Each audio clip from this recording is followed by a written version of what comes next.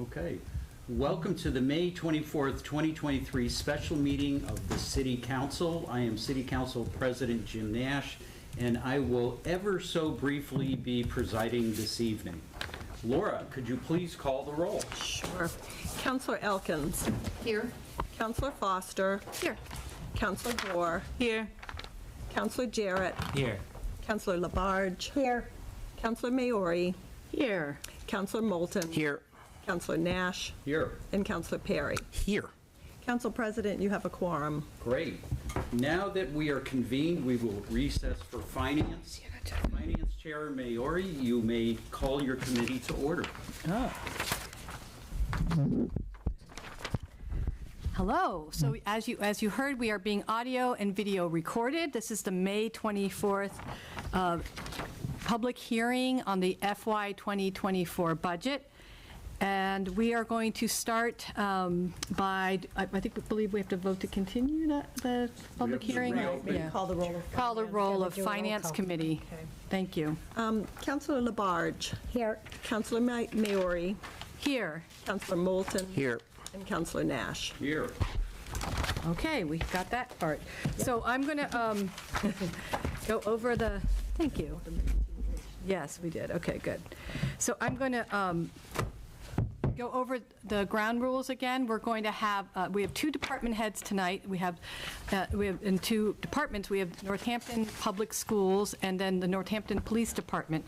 We're going to start with the Northampton Public Schools with Interim Superintendent Janelle Pearson-Campbell.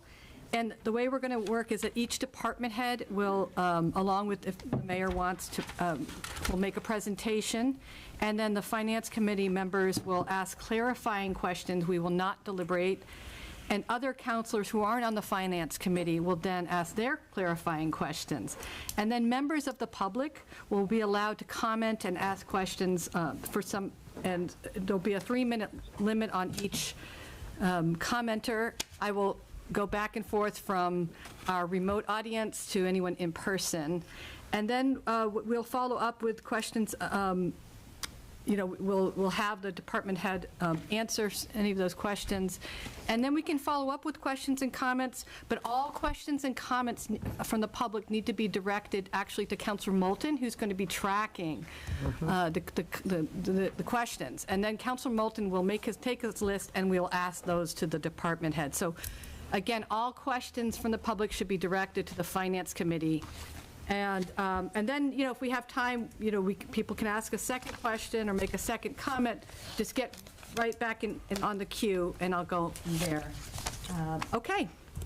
And I'll pause after each presentation for comments and questions. Okay, with no further ado, welcome, good evening, Interim Superintendent. Thank you for being here. We do need to open the... Oh, we have to open, excuse me, we still have to, one more thing. You think we have to pull that out if it's easier? This reopen? Yes. Okay, we need Motion to reopen the public hearing. Okay, I like it. Second it. Roll call, thank you. Second. Councillor Labarge. Here. Councillor Maori. Here. Councillor Moulton. Yes. And Councillor Nash. Here. Here, here. Is it yes? Was that a yes? Yes to reopen. Yeah, yes. Okay. Okay, now we are ready. Good evening, everyone. My name is Dr. Janelle Pearson-Campbell. I am the interim superintendent for Northampton Public Schools. And I want to begin by this. I started July 26th. By my first 15 minutes, I had two principals move on to a different direction. I had to hire a director of curriculum instruction and a business administrator. So I'm standing in front of you with a new team, but one of the things I want to share with you, this budget was done with a budget process. So I want to begin with the presentation, but I also want to begin with the process look like, because a lot of my building principals, this was the first time they ever had to do a budget. So the first thing, me as a classroom teacher, I put together a plan. So the first thing that we did do was put together a protocol, which we had to identify every employee in each department, and then we had to identify what strategies or what priorities each school district needed. In addition to that, we had to look at who was retiring, so as we move forward. So our former school business administrator, Susan Wright, said, first of all, you have to deal with the budget. So I just want to begin with that so you understand our process. But I also want to begin with good news. And I want to thank Mayor Sciarra, if I said your name wrong, I'm sorry. But we, over the process of the past few months, we really had to figure out how to balance the budget. And we did receive a $1.2 million one-time fund to balance it so that we didn't have a large reduction of staff for this year. And so one of the things I would like to say to the community that we really didn't have to reduce a lot of staffing, maybe 6 or 7 staff for the overall. So one of the things, as you see, our budget total for this year was $37,765,747. And it's an increase by $2,606,000. What we did between Bobby, our business manager, and I, we began to design the budget by November, December. We did a budget freeze because we knew that if we did not, we would have had to increase the number of people. So one of the things I want to say between the school committee, the union, and myself, we talk about how to recruit, how to retain staff, and that's what our budget has done. The presentation was provided for you today showed how we balanced it. With the reduction, we also added new things, but we had, I call it the going to the shopping. If you have $20, you had to figure out how to spend that $20 wisely, and so that was the presentation in place. Our instructional priorities, including about increasing literacy, math, science, but also too looking at how we maintain as we go on. And so that's one of the things that we have done. And so in the presentation, it also shows you about how do we balance and about class sizes. So in this section, it talks about additions and reductions. It shows you the class size. It also shows you what we reduced so as we move forward. And that's in your presentation. So this is my first time, so I'm just trying to make sure I hit everything. I didn't want to go line 30 pages and you're looking at me like, what did she just say?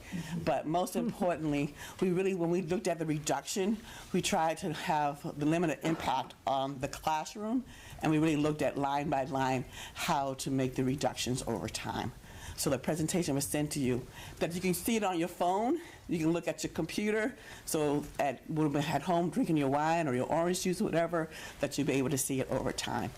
And so we did try to think about how to move forward in these budget times. So if you have any questions. Thank you. Thank you. Thank you, Superintendent. Yeah. So Finance Committee members, anyone want to start with you? Questions? Yes. Sure. Thank you, Superintendent, for being here. And so I'm in particular, I just want to be clear about what the big picture is here for funding the schools for next year and the year beyond. So right now, it looks like, well, the plan is that the mayor is asking us to pull $1.2 million out of reserves, and that will be because there's like a $2.4 million budget gap that we're trying to address here, and that the other half of that budget gap. How is that going to be handled over the next year? So what we did do was, number one, we looked at our ESSA funds, and one of the pages talked about we took $400,000 from the ESSA funds that was supposed to be for gazebos, and so that would help to address that. And then we also moved $615,000 because our school choice was also needed some support. So we moved that from one account to the other. So that became a $1.1 million plus the 1.2 from the city. And that leaves us a $649,000 deficit. And that's how, if you show on one of those links, it shows you how we reduced the number of staffing by looking at retirees. We also looked at any other supports from the school district. So that was in that too. That's how we made up the 2.4. And then we also, too, is called tailings, which I learned this year. So remember how I said the freeze? So we couldn't use the tailings until the end of the year. So that's why, thank you for the mayor, because we won't have the tailings until July 1st. So we're going to take the tailings, which means whatever we had reserved from the budget freeze will be used for next year's budget.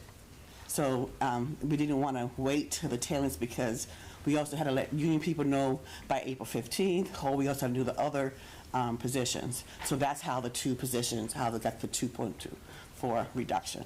So we've been working on that since July. Yeah, on this side, we call it free cash. I don't think that's tailings free cash. So, and that this 1.2 million, that's a one-time. That's not going to be part of the ongoing budget going forward.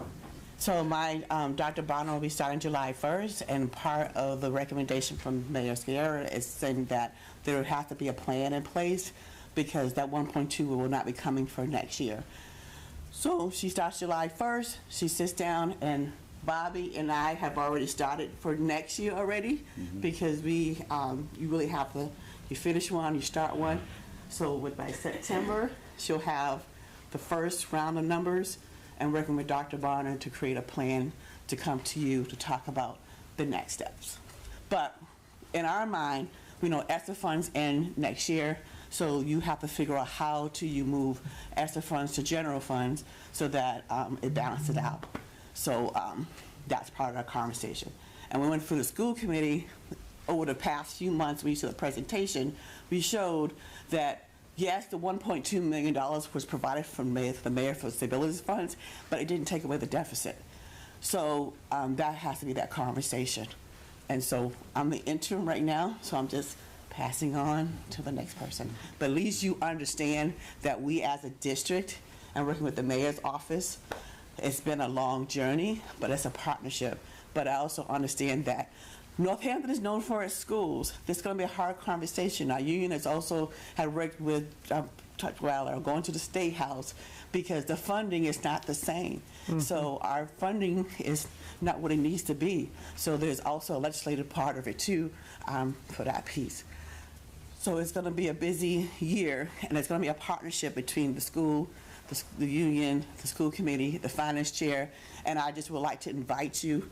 I'm not like invited to my house, but I'm inviting you to the budget finance meeting because whenever you make a choice, it's part of the educational impact. And so I will invite you to begin to work with Bobby and work with Ms. Nardi about how to fund this budget for the next few years because there will be some difficult conversations. And one more question. So in terms of so some staff are leaving to meet our budgetary needs. The retirees. But nobody's getting pink slips. This is through attrition, people are retiring and we might have like 5 or 6 pink slips, but also too, one thing about Northampton, if someone leaves, the principal has the opportunity to say there's a position open because sometimes people's spouses might have another job, and so a lot of principals say, I know someone that can, do an interview process from that. But thankfully, with the 1.2 and the 400,000 moving from the ESSER funds and the movement of the 615,000, it allows to close that gap. Oh, good. Thank you. Hi. Yes, Superintendent, how many retirees are leaving? I believe 9. Wow. And it says if you look at the sheet, it says 9. But we also have surprises. Something super quick, do you mind, Come Dr. on. Pearson Kimball? Come on. So sometimes positions may change. So let's say, some years, let's say they're like 3 third grades, but then the next year they don't need 3 third grades. So that third grade, that additional, why did I do 3 and 3? That was not smart. So that third grade teacher, third grade teacher would then could move to another position. So generally, positions may change and structures may change, but there's flexibility where people can move throughout the district to have jobs.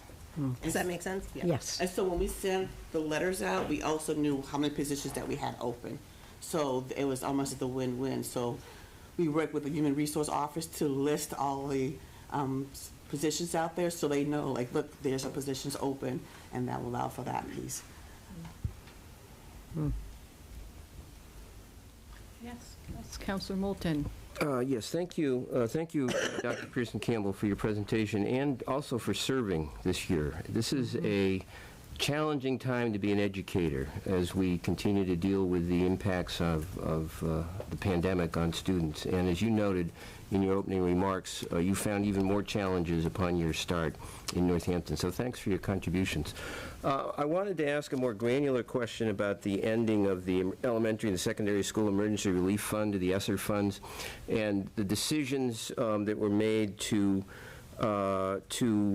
maintain the grade 1 paraeducators at the elementary schools, but to lose some of the other positions. There's a math interventionist at JFK, there's a full-time counselor. Can you talk about how those decisions were made? Well, for our first grade, because we realized that literacy is a very important, so that our first grade, working along with our building principals, and then also too, we have grants coming out that we receive to support the math. And so one of the things that we did try to do is work with the middle school principal so that it be included into various positions at the middle school for that. So we worked alongside the middle school principal for that. So that middle school math interventionist will be taken care of in other ways with And it typically has one more year for that too. So both math interventionists will have one more year. I think it's in 25 that we have what's the next steps from that. But 24, for this year we have both interventionists, but for 25, that's when the ESSER funds end, and that's where they're positioned in. Okay. So, and that's where we have to think about what the numbers, how to move things around, and that's where Bobby and Dr. Bonner would sit down together and figure out a plan for next year. But we also received grants for our math initiative and for our ELA. So part of that is professional development, training, in addition to that. So that's what we have also done too. So. Thank you. Okay, I'm going to ask a question, and I'll go to other counselors. So I'm just trying to clarify. So you had the 1.2 million, but then, and you didn't have to, people didn't lose their jobs, but some were lost by attrition, And so how many positions were lost, or what did you have to cut? Or did, beyond what the sources you just said of the 1.2 million? Well, we, over time, even what you're going to have to cut. right now, Gazebos. right now we look at the ESSER funds, that 400,000. So if you Right. look at one of the slides, I could tell you. On one of the slides, it shows you that we looked at the ESSER funds was 400,000. So that goes towards that 1.2, so it becomes 1,600,000. And then also too, there's a 600 that will add up to that 2 million, and then the 649 from that. And then we did line by line in the document when we talked about any software programs. We also reduced some of the staff for the staffing hours, for secretary hours, or for classroom teachers, because we looked at the class sizes, so we're looking at that too. Yeah. So right now, currently, we have about 9 people, but we had positions open, so they might have lost that position, but they might have another position open in the district from either retirement or for something else. Right, I guess I meant what positions, not the people who were serving them, but the actual position is now not there. I can show you some of my presentation, because we did line by line. Yeah, okay, well, I can do that too. I was just curious. And when you say the hard conversations for next year, is it just because we used the 1.2 million, of a non-recurring Because the fund? 1.2 didn't take away the deficit, it just Yeah. closed the gap. Right. So the deficit is still there. So next year. So you really have to look at the deficit, comparing what the total amount, but our school business manager would find out the total of what to run the operational cost for the district. And then you figure out what the contributions from the city and also from the state funding, because your ESSER funds end next year. So whatever position on ESSER funds to 25, that has to be added to the operational cost. So that will go up. So that piece of the conversation will start probably September, October. So it just makes sense for the Finance Committee to be part of that conversation. Not now, it's great to meet all of you, but it'll be great so you can start from that time because of that conversation. Thank you for that, and I also want to reiterate, thank you for joining us and for this really challenging year. Yes. Was I learned a lot. It's been a few weeks, but thank you Yeah. so much. Thank you. Yeah, it was great. I'm just going to see about other counselors. Yeah, Counselor Jarrett. So you're referencing a presentation that, but I don't think we received it as a council, or is this? When I sent out the agenda to the counselors and department heads, I had it attached. Okay, Would- great. I will look. and Yeah. it- There's a link in there. And it has all the Email. positions, and it's a hyperlink, Great. so if you want to go to additions, you click on the addition. Because if you're not tech savvy, I say table of contents, you click on that, will bring you back. So it's there so you can do all the positions. I can tell you were a teacher, an educator. I'm still teaching. Yep. Let's see, other counselors. Yes, Counselor Foster. Yeah, I'll just echo and, pile on to the gratitude to you coming in and knowing it's a really difficult budget year. And I think one of the things that's worth naming is that we're talking about this deficit, and yet the learning loss and social emotional needs from the pandemic, the funds will be, the ESSER funds are ending next year, and yet the need is going to continue well beyond that. So in some ways, it's been an incredible boon, right, to the schools to have these funds, because the interventionists and extra support have been incredibly needed in the classroom. And yet when the funds end, we know that the need is not going to end, that need is still going to be there. So there's this deficit, and yet the need is actually going to continue as these students move through the schools.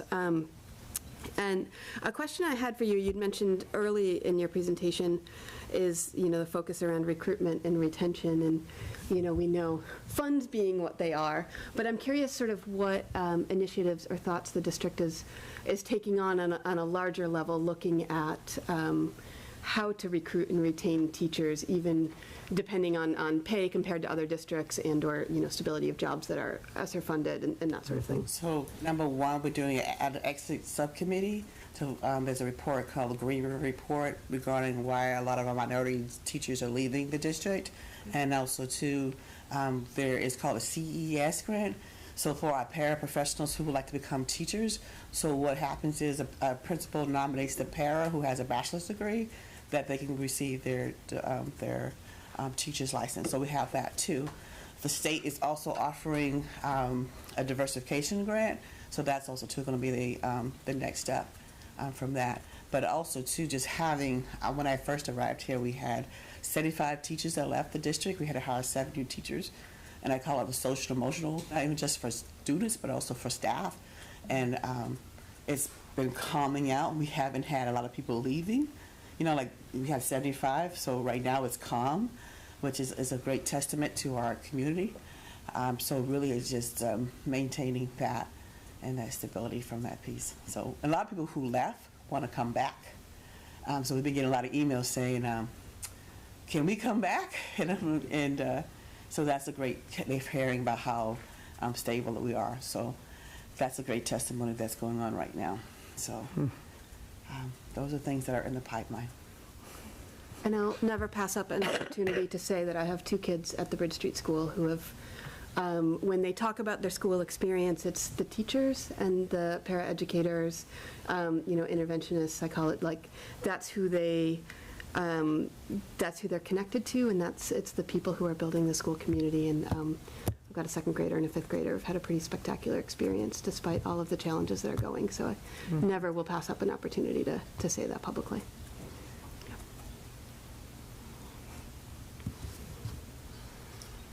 Counselors, anybody? Looking to see if you are remote and would like to speak, it would be great if you could raise your virtual hand. I'll also check to see.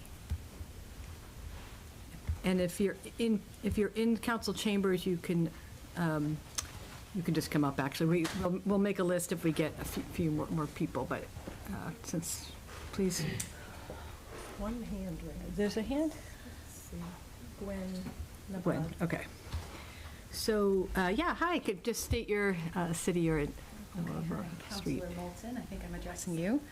My name's Quaverly, I'm from Northampton, and I just have a couple of questions about the state funding. I'm wondering if interim superintendent could share with us any conversations that she might be privy to about how our special education needs might be able to be funded by the state, which would take some burden off of us. And also where we're at with any conversations about the millionaire's tax maybe being a place where we have room for continuing dialogue about possibly recouping some of that for our K through 12. Thank you.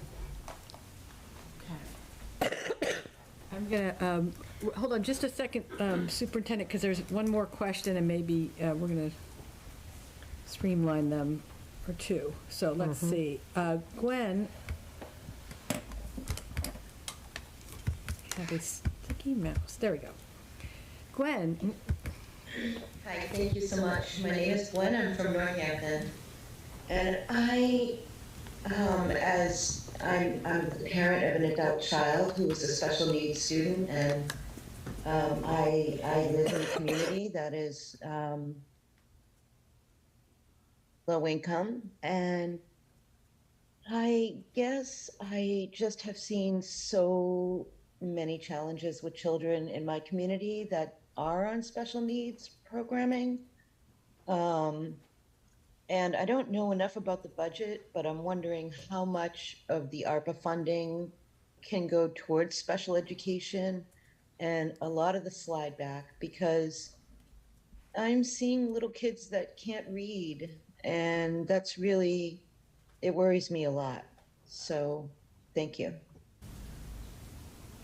Okay.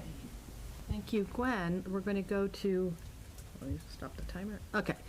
Going to Josh Feldman. I think you're unmuted, Josh. Let's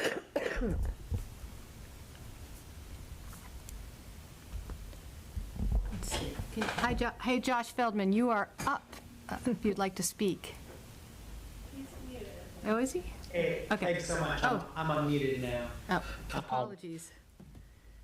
Josh, I'm a dad with 3 kids at Bridge Street School. Lots of gratitude to our superintendent and to the mayor's office and to the city itself for its support of public education.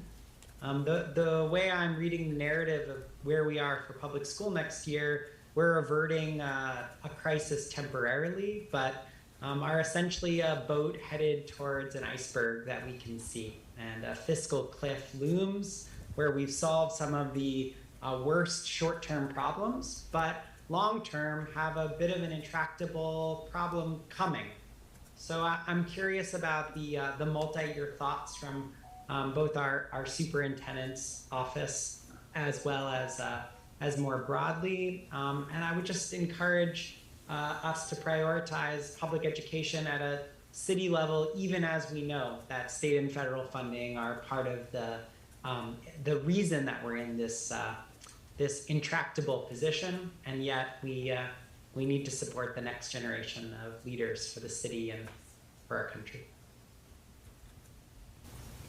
Thank you, Josh. Okay, I see Katri. I might be pronouncing it wrong. Yeah, my name is Katri. Oh, Katri. I just wanted to ask, is this just time for public comment generally? Oh, I should have said that actually earlier, that in a public hearing, all the comments should be at least pertinent to the general topic of the budget, and we are discussing the school budget. And Katri, could you also just state your city or your road or street if you'd like? Yeah, I think this is actually the wrong time for me to make a comment. Okay. My name is Katri Schroeder. I live in Northampton in Ward 4. Okay, great. We'll come back if it seems like the right time. Okay. Let's see. Anyone see any other hands? It's like, kind of like Where's Waldo? I have to look for the, I don't see any. Does anyone else see any hands, or anyone in person want to make a comment on the school budget or ask a question? If not, we'll circle back to Counselor Moulton. So Superintendent, Counselor Moulton is going to kind of reiterate all those questions, so you don't have to remember each one. Okay, so let me summarize. There were a couple of questions about special education and state funding, whether we could advocate for more state funding. Gwen referenced ARPA money. I think she may have been referring to ESSER funds, particularly for special education. There was a question about the Fair Share Amendment and the latest information that is available about how much of that may be targeted to K-12 education. And then just a general question about the long-term plan for averting another fiscal crisis for FY2025 and beyond. So some of those, Dr. Pearson-Campbell, you may want to address. Some of those probably the mayor will want to address. Together. Okay, so a few weeks ago, our Secretary of Education from Massachusetts, Dr. Pat Tutwiler, came to Northampton Public Schools, and we advocated about, we call it Hill Country, about the funding and about how, although our expenses go up, the money from the state is not matching. And so that was part of the conversation, and also too in the State House regarding education funding, because it's just not matching. In addition to that, our union, people from our city went to the State House directly. They was on the Hill talking about school funding because it's not connecting. So we met with Senator Comerford, to have that conversation regarding that for special ed. In our district, we have been awarded a literacy grant from Director Roxanne Dory. We have 2 new math programs at the elementary, and also we're in the process of choosing either EL curriculum or Words of Wisdom to help support students reading on grade level. In addition to that, we also, I'm doing a screener so that you can screen kids at an earlier age, because the Department of Ed has called the dyslexia guidelines, saying that between pre-K and 3rd grade, that students should be screened for dyslexia. So instead of moving on, there's going to be a screener in place. So that is coming. It's part of our newsletter that goes out to the community, and also on our webpage from the literacy, you see what type of initiatives coming in. When I arrived here, we had Ames Web, and the Department of Ed has a listing of saying what Ames Web is no longer on the list. So this year they had to choose a screener. So this year we had to choose a screener that was coming up for next year. So we've done a lot of changes from the time I arrived here to now. So sitting at the table, we all have the Department of Ed called SOS team, which has all building principals, EL directors, special ed sitting down and thinking about how for the resources. So that has been in the pipeline. Now, when we talk about the budget plan for the next 3 years, we really have to finalize this budget to July to end out. But then our business manager, Ms. Bobby Jones, has already started to really start looking at our numbers. And when Dr. Barner comes in, we really think about that plan in place. So when you look at your presentation, the cost centers are divided up by district, by school, so that you can see those amounts by that, so that for next year. So I know it's paper form, but if you go online, when you open up your computer, they're hyperlinks, so it takes you right to the cost centers. Because when you design a budget, you really design it from the ground up, which means what does your class sizes look like? You want to have less than 25 kids in the class. Because the smaller the class is, the better student learning is. And then they also look at what types for working with the EL director, the special ed director, about the supports. So that is in the works. In addition to that, our director of student services is realigning our special education so that you have somebody at elementary to have commonality IEPs and consistencies. So that has been part of the process here too. So that's what we've been working on. So by December, there will be a plan in place so that the community can be part of the involvement of talking about these next 3 years.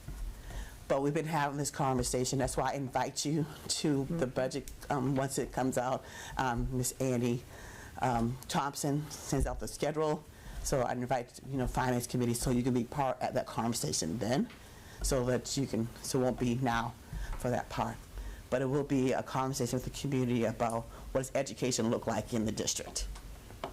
So I hope I answered all 3, 4. Yes. Does the mayor want to address the fair share amendment and the latest you've heard on that? I'm sure, from the look on your face, I'm sure We talk about this ad nauseum. it's good news, huh? Oh, believe me, if I had good news for you on fair share, I would be at the, on the balcony of City Hall screaming it. That's right. Yes. I don't have any new news, so, we're waiting to find out,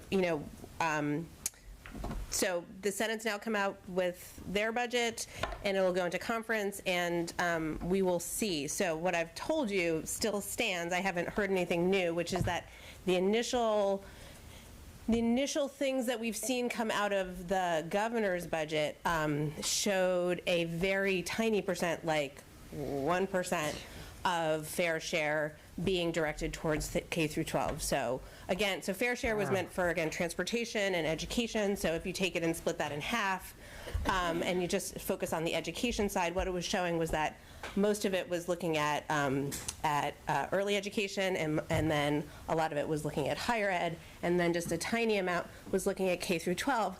And even that amount was really about new programs and new things, not about supporting operating budgets for K through 12 districts at the Commonwealth. So, as Dr. Pearson Campbell said, we've all been advocating very hard around this and trying to say that one of the reasons we fought so hard for fair share was to get more revenue towards K through 12 because all districts in the Commonwealth need it. Northampton, of course, you've heard me talk at length about why I feel like we, in particular, don't get our fair share.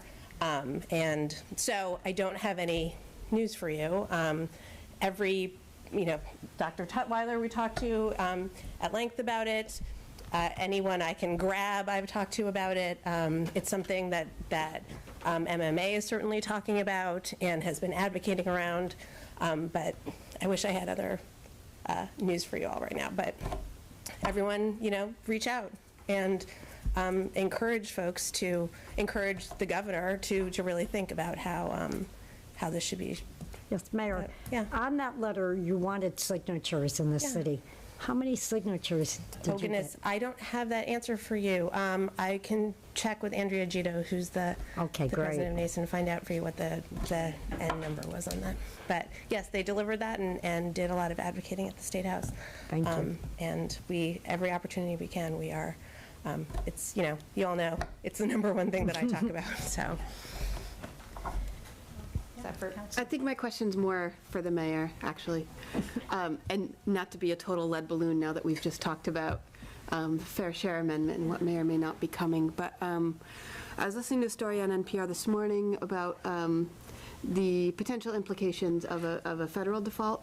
And I'm just wondering that we're sort of talking about potential impacts on federal aid to cities and towns that has been promised and not yet expended. And since we're talking budget, I thought I would give you a chance to address that if you would like. So are you specifically talking about sort of the specter of, let's say, an ARPA clawback? Yeah. Yes. That has certainly been raised as a possibility. What I've heard, and actually just at the conference I was at last week when we talked about it, and what MMA is hearing is that that's more likely, that wouldn't be at the local level, and that this is more likely funds, ARPA funds at like the state level that haven't been expended yet, or even, some that haven't sort of been dispersed from the federal level. So we're not super concerned. Well, first of all, I feel like we have handled our ARPA funds well, and that we have allocated them, and it would be very hard for them to claw them back. But there seems to be less concern or recognition that you ain't getting that money back from us at the local level. Yeah. Okay, and that would apply to ESSER funds and as well, like that, because it's been allocated, and so, yeah. I understand less how ESSER gets distributed, but I would, is that be your understanding, Bobby? Yeah.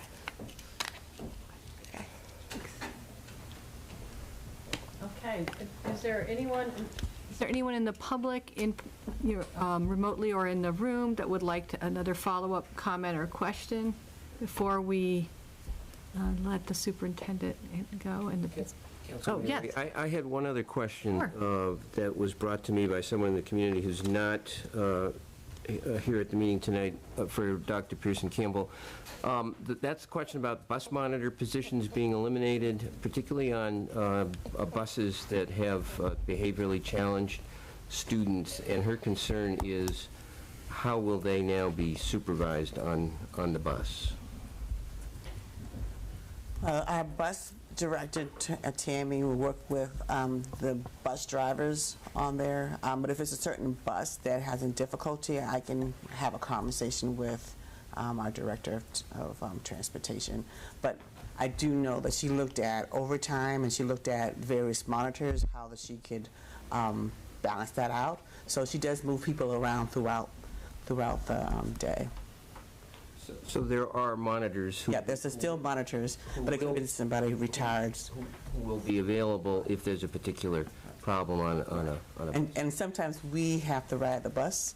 It could be a principal to ride the bus, or the director of transportation has to ride the bus to find out what's going on with whoever the students there too. So it's constantly moving around. And I also like to do a advertisement that we also need bus drivers from time to time, because our bus drivers do quit. And so sometimes it could be a new bus driver who doesn't know the kids, because there is a shortage of bus drivers too. Thank you. Thank you. Yes, Councilor Foster. One more, I'm like popcorn style tonight, thank you. So one thing that I know we discuss a lot is the impact of charter school sending tuition on students. And I'm wondering if you have the data, and I didn't ask ahead of time, so you might not have it handy, but what grade students are leaving the district to go to charter schools? And it just has me wondering about sort of our efforts on retaining students in the district. But if you know like what those pinch points are that students are leaving to choose? Well, I work with our center registration, Jennifer Towler, and she says usually happens when they have the oldest child who goes to kindergarten, and they have brothers and sisters they travel along with them.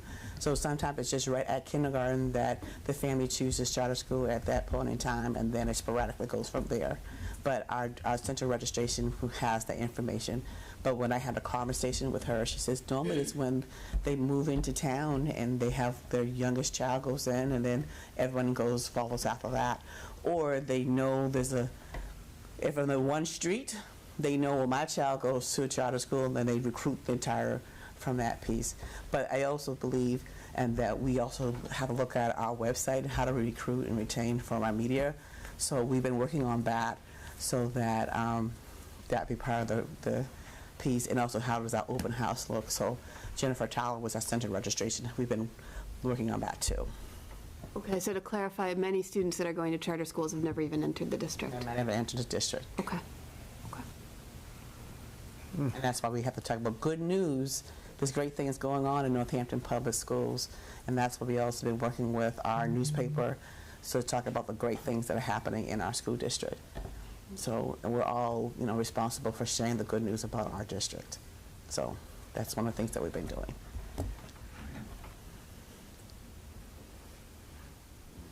Okay. I don't want to see that.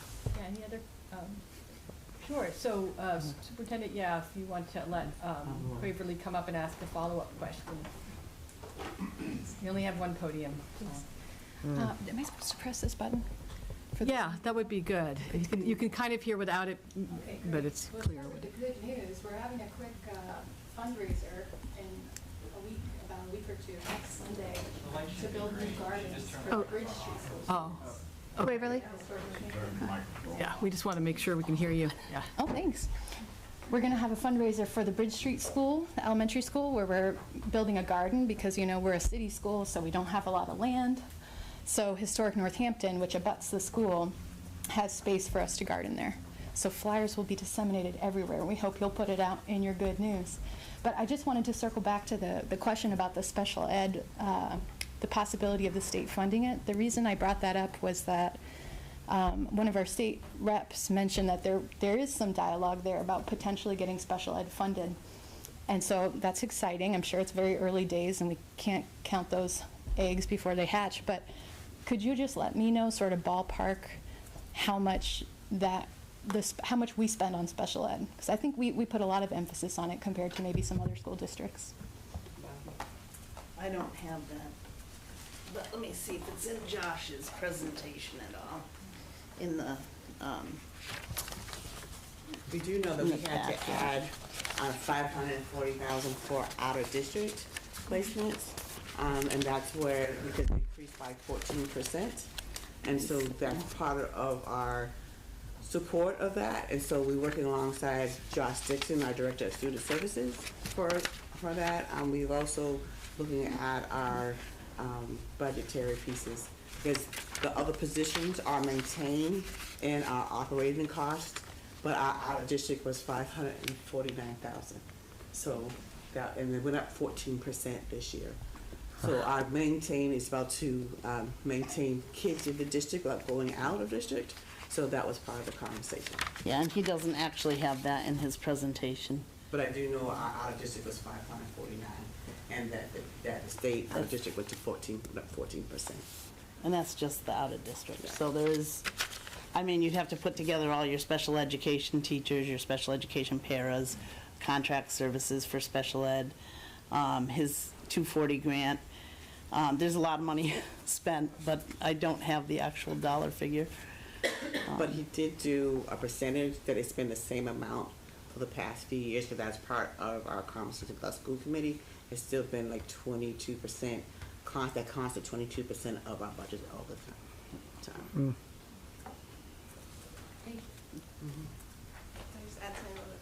So that 14% increase is one of the things that we've been particularly advocating for this year, that when the budget comes out of conference, not just us, Northampton, this is something that all districts are struggling with, how to meet that huge increase. And so one of the asks that many of us have is that the state helps us bridge that in some way.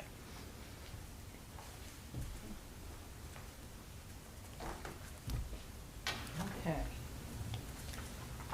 Any other questions from counselors or the public? Yes. Hi, I have a lot to say tonight. I mostly just want to comment on the bus monitor thing.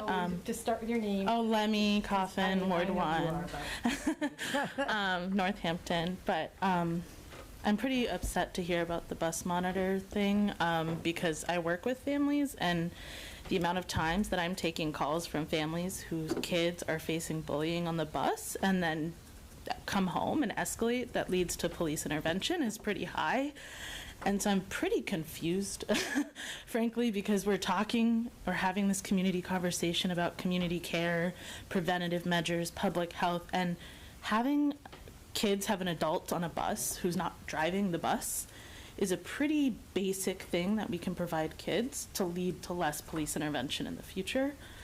So while I know this is about education, but funding 3 more police means there might be a police officer to respond, but a police officer might not have even had to respond if there was a bus monitor on the bus. So I don't know how many bus monitors. I only got the budget 6 days ago, so I'm like scrambling.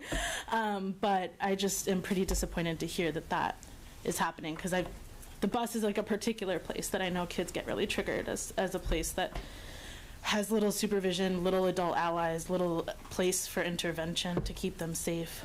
And I just know a lot of kids who face bullying, and parents who are trying to advocate to the school, do something, please do something, please do something, and nothing happens, and that leads to suicidal ideation, abuse towards siblings, holes in walls in houses.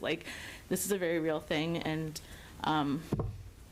seems like a bus monitor would probably solve a lot of those problems.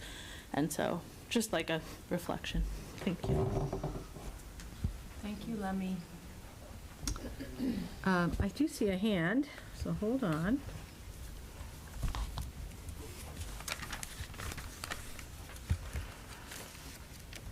Gwen, I've unmuted you. I know, you guys, I'm gonna just try to keep it quick. But I didn't have a chance to say thank you to everybody that went up to the State House and is taking the time to legislate for more funding from the state for the education. And then I also want to share a little bit, because I didn't know about the monitors either. But I worked as a bus monitor, and it brought a lot of comfort to the children that I rode with, and also to the parents who were worried every day about putting their kids on the bus. So I just wanted to advocate for that. Thank you. Thank you, Gwen. Okay. Just gonna do one more check. Okay, seems like there's no more questions or comments on the Northampton Public Schools. Oh, Roy, would you like to make a question, make a comment or ask a question? My name is Roy C. Martin, 81 Con Street, Northampton, Mass. That presentation was pretty good. The thing about the bus monitors, I remember my son Sam, he went to school in Amherst. Now, he didn't need a bus to go home because he lived right down the street. But his sister was getting bullied by some kids from the school, and she used to have to go across the street, and they still was after her, bullying her. And it seemed like nobody had time to do anything about it. She used to tell them at school. You know, they took a book bag and stuff like that, until finally her mother, right, and well, actually, the old mayor here, Claire Higgins, went over there and had a talk with some of them kids' parents. And it seemed like it stopped. But as far as monitors on a bus, I don't see why parents that have kids that go on that bus, right, can't get on that bus and ride to school or ride home. Parents can be the monitors, right, and keep things in check. You know, why should we have to pay for monitors, right, for our own children, right? Or even some of us senior citizens. Ask us. We do it for free. You know, we don't have to have monitors paid to go on a bus. I know the mayor's going to get up and say something about insurance and this and that, right? We have insurance. We have our own insurance. So, to me, that would serve a lot of people and serve a lot of buses. Thank you. Thank you, Roy. Okay. Let's see. Give me one more time. Okay, I'm not seeing any more questions or comments or hands. So I think that we are wrapping up the hearing on the Northampton Public Schools. Thank you, Superintendent. Thank you, Bobby. Thank you very much for being here. Yeah. And at this point, I would like to take a 5-minute break before, and then we'll come back and we'll hear a presentation from the Northampton Police Department. Thank you. Oh, so that will be, let's just say 7 o'clock. We will start again. Hey, Erin, take a piece of water. It's funny because I have this.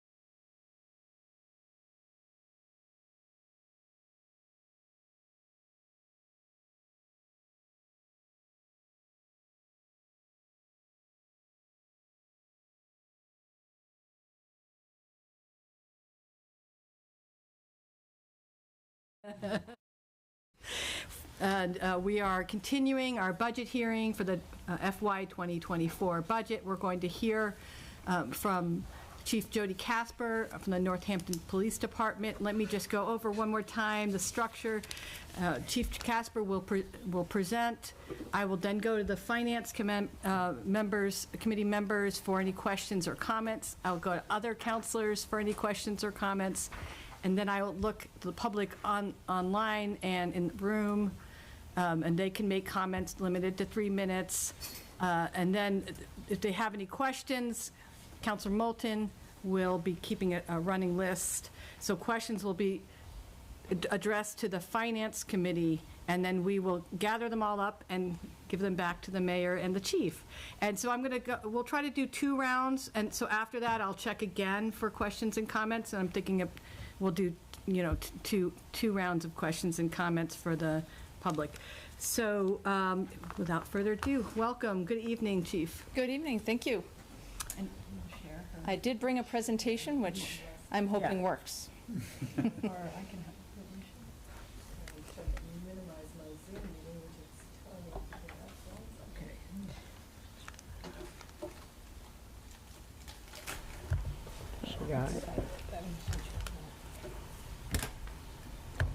Bear with us for one moment. I'm getting to it, sorry. Yeah, that's okay.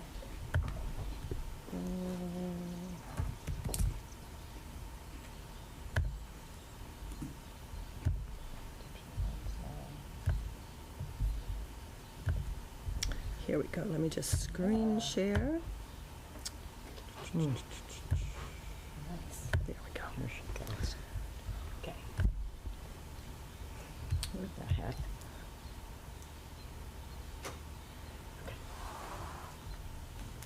Great. Thank you so much. All right. Well, good evening. Good to be with you all. I was just saying to some of you, it's nice to be in person again. So certainly a pleasure to be here and good to see you all. I brought this presentation. I think it's helpful as we talk about some of these numbers to see something I love, which is bar graphs. So I brought some of those. I just have about 10 or 11 slides, and we'll talk a little bit about what you're seeing. So Laura, the next slide would be great. Thank you. So you have this in the narratives when the mayor provided you with her budget. These are the statistics that you see in there. I'm not going to go over every single one, but generally speaking, I think the important ones are our call volume, which is just over 28,000.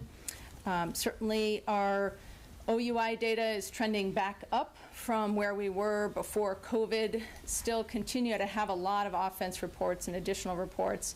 Our motor vehicle citations is around 2,200. Still doing a lot of license to carry. Our detective bureau is very busy with 230 cases and 1,298 calls, which I'll round to 1,300 as we talk about that later in the presentation. Calls involving behavioral health issues, which I think is something that the council is very invested in. I know that the NPRC talked a lot about mental health calls, so I wanted to pull that data out. I think it's interesting data, and I'll talk a little bit about that. To be clear on those, it doesn't mean that that was just a mental health call. It means that that call that we went on had a mental health component, so that could have been a domestic, or it could have been a disturbance, or it can be anything, but when they were on scene, there was a mental health component involved. I just wanted to be clear about that. Laura, could you show the next slide, please? Thank you. Next, I wanted to hit a couple of highlights that I think are of interest to our department and our work. We contribute voluntarily to the FBI National Database on Use of Force. This is something that was created a few years ago. Northampton PD was one of the early signer-oners in our state to voluntarily contribute to this. So this is a national database where the question that has really come up around policing over the years is questions of force and use of force. So this is a database that begins to collect that. Without collecting that data, we have no idea really what's going on out there. So this is the first effort to try to do that. And then under that, in addition, as you may recall, the Northampton Police Department was the first one in Massachusetts to sign on to the White House Open Data Initiative, which was back under President Obama, then was moved into the National Policing Institute, which is where it's housed now. So every year we produce different types of data that are included on here, things around driver demographics, our use of force, how we're prioritizing training. There's a great pie chart on there that one of our professional staff, Jen Delaney, creates and does a great job making lots of different pies, so it can show you where our training priorities are if you're interested in that information. Interestingly as well, I think I mentioned the 1,300 number of calls that have the mental health component, and I believe you all know that we have a DMH grant that we got a few years ago that covers the cost of 2 mental health co-responders. So these are, of course, clinical staff that respond out into the community with our police officers. I will say when we got that grant and we first put out the position, we are in partnership with Clinical and Support Options. There just weren't any candidates. You've heard that from all the department heads. I watched the budget meeting last night. I'm here tonight listening to the superintendent, so we're all having those same struggles. So when that position went out, we struggled to fill it a little bit. So we had one clinician, and then we had another one, then she left, and now we have another one. So it has not been consistently filled with 2 full-time people, although we have 2 full-time people now who are absolutely spectacular. They've been a huge asset to the department. They go out on many calls. So, and in this case, as you can see from the highlights, they went on 490 of those mental health calls with a co-responder. That's 38% of our calls. They don't work in the overnight hours, and there's days off that they have during the week. So, of course, there are some times when they are not on. We also have a restorative justice program where we were able to divert 14 cases to the restorative justice program. That is not within our police department. We partner with C4RJ, which is an organization out of the eastern part of the state. So we report our cases to them, and then they take it from there. We don't have anything to do with case management with those cases. We had completed in 2022 just under 8,000 professional development hours, including mandatory in-service, which I know I've talked to the council about before, but we are mandated to do about 40 hours of in-service training on different topics every year. Those topics change. The MPTC chooses those topics, and then we get that training. So that is in there, but also on top of that, many, many hours of lots of different training. ABLE is one of the newer programs that some of you may be familiar with. That's active bystandership in law enforcement. That's the duty to intervene training. So teaching people how to, if you're witnessing something as a police officer that maybe one of your colleagues is engaging in behavior that you want to interrupt, how to interrupt that behavior.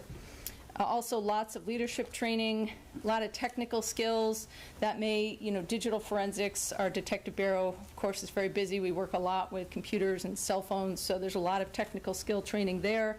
Our crime scene services unit, all sorts of different types of training areas. That number of 8,000 hours does not include the academy or field training. That's a whole different training category. This is just our veteran officers and the training hours that we're giving there. Also, many of you also may know, with the changes in police reform in Massachusetts, there was the creation of POST. That's an acronym for Police Officer Standards and Training. It's actually called POST-C because the C is for commission. So it's the POST Commission, and they require a lot of compliance and reporting and all sorts of things that we're doing with POST. That has been new for us in 22, where we've been, I guess it started in 21, but we've been doing lots of reporting to POST. So for instance, the way it works here in Mass, they divided it up alphabetically. So officers with last names A through H were reported last year. We're now I through P. Next year will be the remainder, and those are officers that are getting certifications through that time. So they have to fill out a whole questionnaire, be interviewed. We give an attestation. There's things that we have to do. So we've been working on all that and certainly been meeting all those deadlines that we need to meet. And then also I just wanted to highlight the great work of our detective bureau. As I mentioned, they've had a lot of cases this year, and they just are doing a fantastic job. We have some younger detectives in there. They're really doing great with a really high clearance rate, meaning they solved the matter, right? We know what the outcome is. Doesn't always mean we charge in 91% of the cases, but they figured out what happened and were able to close the case. That's just an overview of highlights. Thank you so much. So this, I think, is really the most important bar graph that you'll see. I know you're all a little bit far away from it, but you don't even really need to read all the little numbers under it if you can't see it where you are. Those bar graphs, each one represents 5 years. So the tallest one is 22 back, so that's the most recent 5 years is that tall one. These are, this is officer separation. That's what you're looking at in this bar graph. So you can see that if you look at this little short one in the beginning, that was a while ago, right? That 5-year section, only a smaller number of people left. That's a rounding, just looking at it, about 15. Then 2008 to 2012 goes up to maybe 25-ish. I'm looking at the bar graph, so I have the same. I'm missing, I don't see the little tiny numbers, but I'm just estimating. 2013 to 2017, we lost 30. And then 2018 to 22, we lost 49. So these are just, this is our challenge. Like, we are dealing with this, and the colors that you see on there, green is people who we lose in the police academy. You think of green, a new person, right? That's how we color-coded that one. Yellow is they're in field training. Those are people who we lost during the field training program. They didn't make it, or they resigned. Blue, because police officers are blue, means they're going to another police department. That may be the state police, or it could be a surrounding agency. Gray is something else. They decided they didn't want to be in the field or whatever happened, but they didn't go to another police department and they just decided to leave. Purple is what we're all aiming for. That is people who made it to retirement. And the little peach on the top of the last one, those are the layoffs that we had after defunding. But all the other, you can see that even without that, it's still a really significant number of people that we've lost. So the challenge is when you're talking about that last bar graph of 49 people, we just only have a department of 60. I mean, so that is a lot of people. That doesn't mean that you see 49 new faces. You've seen many people. It's not like there's 11 people left that you recognize, because a lot of that turnover is they've been on a couple of years. So 2 or 3 years on, they're turning over. They're turning over with short time on. So you see a lot of consistency in a lot of the senior staff members in the department. People who have been on for maybe more than 6 or 7 years are more consistent. Faces that you all recognize, and then you probably see a lot of new faces of people that are just in those other areas in that bar graph, leaving us early, either not making it the academy, field training, or leaving for other agencies. So this really is the challenge. This is a trend that's seen nationally. Although we have our own, conversations around policing in Northampton, this is a national trend. So this is not necessarily something that I'm saying is just here. I mean, every conference I go to, everything I read about policing across the country, this is where we are. We're in a really tricky spot with a lot of people leaving the field. And you can see in 2015, on the top of that, we had 176 applicants. In 2022, we had 56. I looked today, about 20 of those applicants out of the 56, they weren't even eligible. They weren't the right ages, or they didn't have any education, and we require an associate's degree. So right off, we're done with those 20. We don't interview them. They're not eligible. Some of the other ones just had other issues in their backgrounds. We interview many. Some don't do well in interviews. I know some of you have participated in interviews. Thank you for those that have interviewed. And it's not uncommon that we see people that just really are not a good fit for us. So 56 applicants in a year maybe seems like a lot to you, but as soon as you hear those numbers and realize that we're really down to maybe 30 or 25, it's not, and some people may make it partway through the process and then they don't like it. They go somewhere else. We have someone that we just interviewed a little while ago that has 2 other departments contacting us because they're a candidate somewhere else as well. This is incredibly competitive with other departments now, the way that we're having to hire.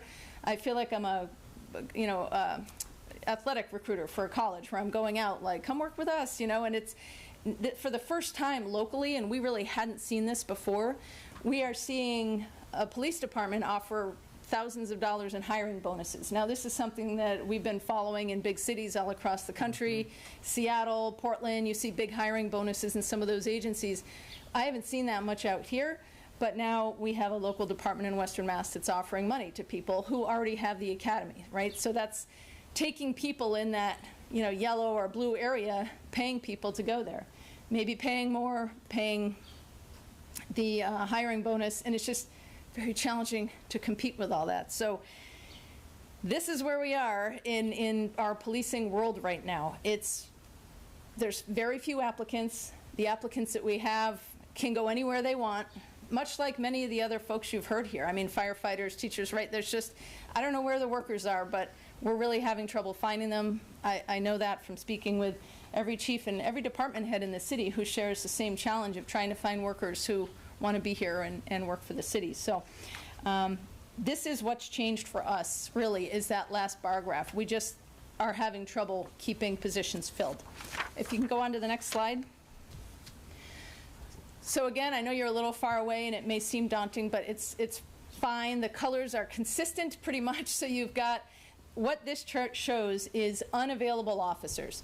So we have those 60 positions that you have budgeted us for. Thank you very much for that.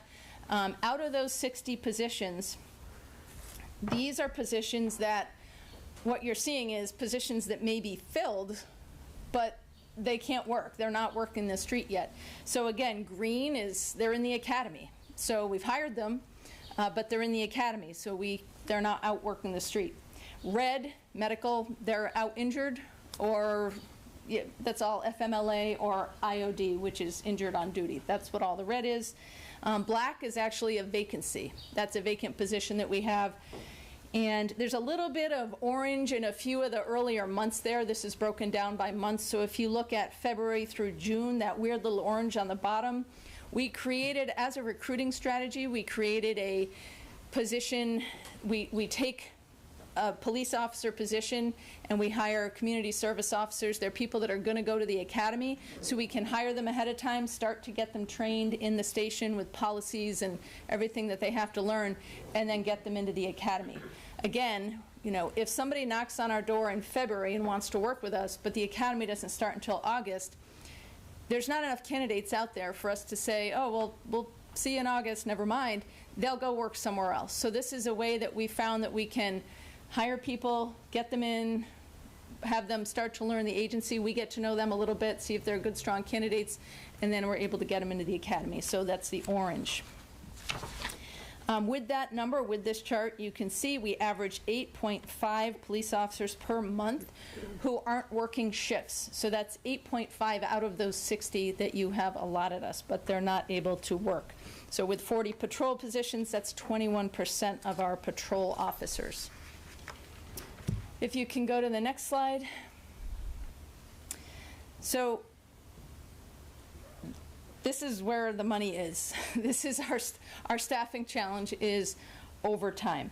When I think of overtime, what I think overtime should be, and I think you agree with this, is that yesterday we had a pedestrian hit by a car on Damon Road. Yeah, I think you may know that.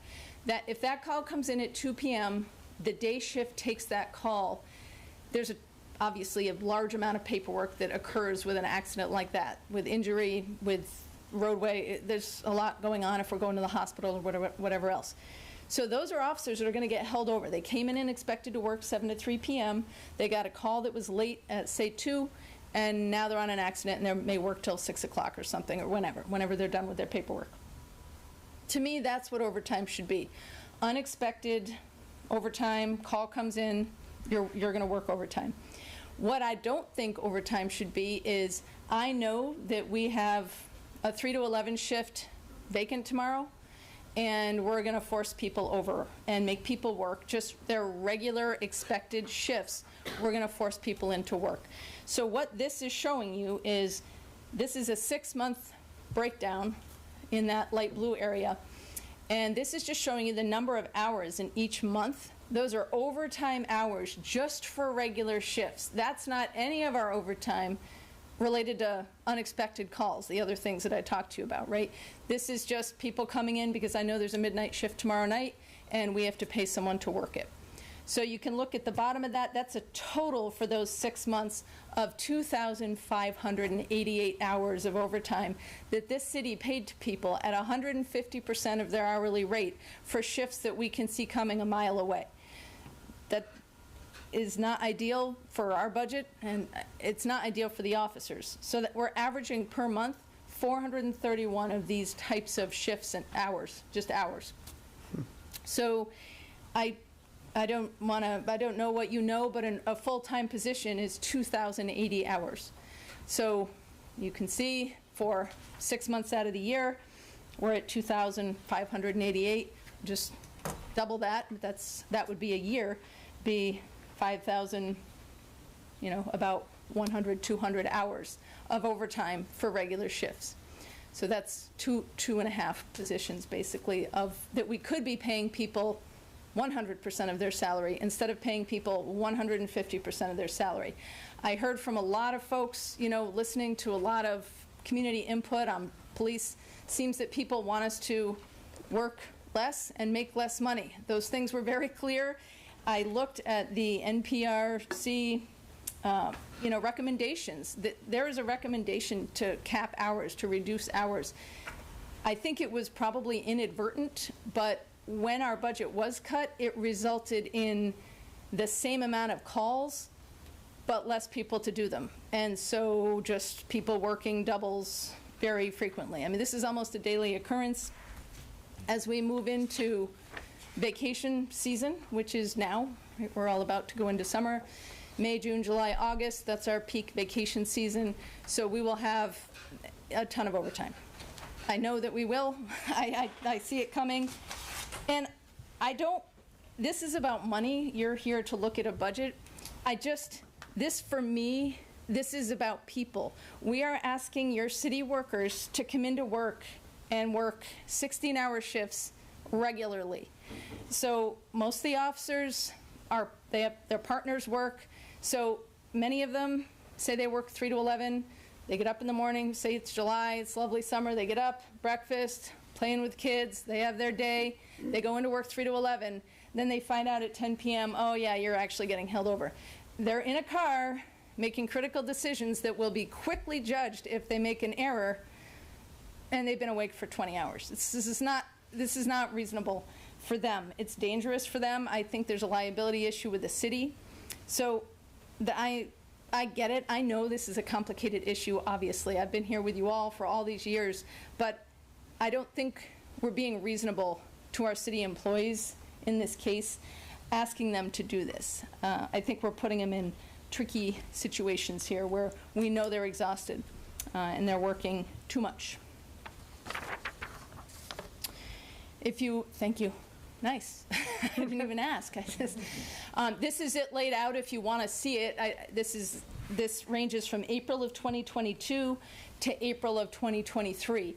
So the blue is how many times officers get forced over, meaning that's the officer I just told you about. Hey, you're getting held, and they didn't know it was coming. The orange are signed hours, so that's a shift that they see, and they decide, yep, I'm going to work that. So they know when they're coming in that they're going to work for 16. You can see, looking at this, that the fourth and fifth bars there, the tall ones, and then the other tall one, it's vacations. It's July and August, and then December around Christmas. So those are the times that we know that more people get held during those months.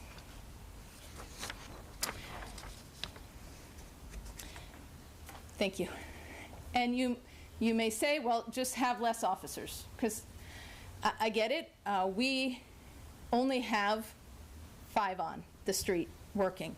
We have a city of 30,000 people. We are already not meeting the call demand that the community has asked of us. So this is tracking how many times we received calls when we didn't have anyone to send. There was no available officer. And these range from all sorts of different calls, from some that really can wait, right? Some calls that are lower priorities, some are there. Some are 911 hang-ups and car accidents and fights. Like, it's just, it totally is the range of types of calls that we get. In total, just over 600 calls that we had where we had no officers available. So what do we do in these cases? We may have an officer on the side of the road investigating an accident. The cars are wherever they are on the road.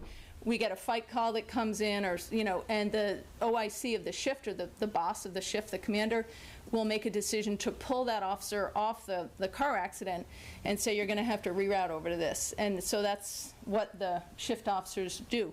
it's not, you can't always clear. I mean, sometimes officers may be in the booking room processing an arrestee or doing something where they're not able to clear. But if they can clear, they will clear and try to get over to the call. But of course, the wait times are longer.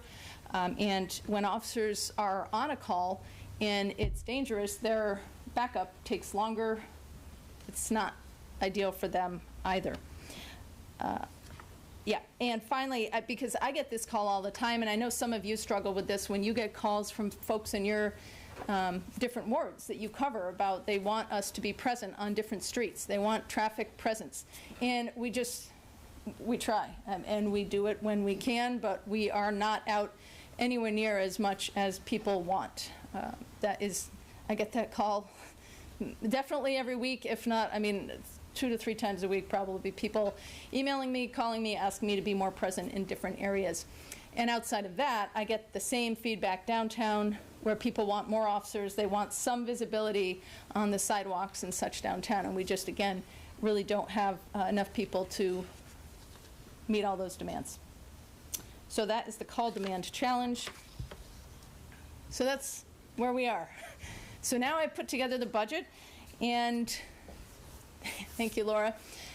This is the proposal that I have to try to remedy some of this is what you may have seen recently if you follow us on social media that one of our long-term officers just retired. Officer Carlos Lebron retired with almost 32 years of service. Great guy. We wish him the best. He's a big loss for the department. So I knew he was going to retire. He knew he was going to retire. He submitted his retirement paperwork long ago. Even though I could see that coming, even though an academy started in April, I couldn't hire anyone, even though I knew he was leaving, because we don't have that in the budget. We have 60 positions, and I can't, plan and hire like that. So what has happened is, you can see the example on the bottom. We have a current vacancy caused by Officer LeBron leaving. I will not be able to fill that. It will remain vacant until October of 2024. This is why we end up with all this overtime and all these challenges for our officers. And the reason why, and I don't know what you all know about the hiring process, I think I've shared it with some of you before, and the mayor mentioned it the other day when she was talking about that very long time. But just kind of the beginning portion of like the interview and the background and all the testing is 3 to 4 months. Then we have to wait for an academy to start. So we go to the Holyoke Academy, and the last one started in April. They're underway now. It's a 6-month academy, so they'll get out around October. And I have heard rumors, I don't know, that it may start in late, like December, January. I don't know when it will start, but that's kind of what I've heard. So we're waiting for that to start. Then when that starts, it's 6 months of academy, then they get out, and it's 4 months of field training. So they will hit the street, if all goes well, right, in October of 24. Now, I'll tell you, I have this officer who just retired. I have another retirement coming up, which is just another great person who's been with the department forever. It's so hard to lose these people, because when I came out of the job, they were NPD to me, so it's hard to see them go. But we have that one, and then we just had an unexpected one. So we have 3. So I'm not going to be able to fill any of those unless something happens where we get a lateral or someone with the academy. That is pretty rare. It happens until October of 24. And those are the ones that I know about. So anyone else right now who may be thinking whatever they may be thinking, or if anyone gets hurt, that's where we are. So this worries me. That's why I'm here. That's why I'm asking for these. What I would have done if we had this is, knowing that I had these 2 retirements coming, I would have put 2 additional in the April Academy. But I just have to tell you, even the April Academy started April 4th, plus 6 months for the Academy. That's October, plus 4 months for field training. They still wouldn't even be out until February. But that's better than October. Mm-hmm. So 2024. Yeah. So that's what I would have done, and that is why I'm asking for this. This would allow me to be able to plan for those anticipated vacancies that we know are coming. I have other officers I know are thinking of retirement, and they will submit their papers at some point, and I would be able to factor that into my decision about when I send people to the state academy, the MPTC academy. Thank you. This is just the adjustments for the budget that's really the impact of the contracts. We settled contracts, so 2.5% was added on to the lines that are impacted by hourly wages. I'm not going to go over each one. That's basically what that is. And then on the last page, R&M vehicles. So this is a transition from our PS side of our budget over to our ordinary maintenance side. This is repair and maintenance to vehicles. I have not made an adjustment to my OM budget in 4 years, despite the fact that everything costs a lot more. But I'm respectful of our situation and the city's money, and we're doing our best. But this is a breaking point for us. We are already well over we're at 127% of this line item right now. And I have frozen all vehicle repairs because we don't have any money to fix them. So we're all waiting for July 1st. We're doing just routine maintenance on vehicles of just oil changes, and that's it.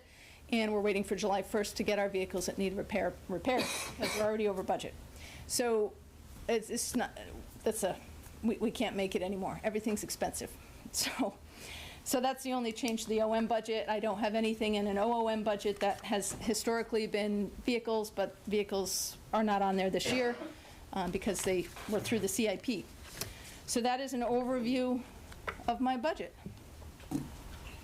Thanks so much. Have a good evening. I'll see you.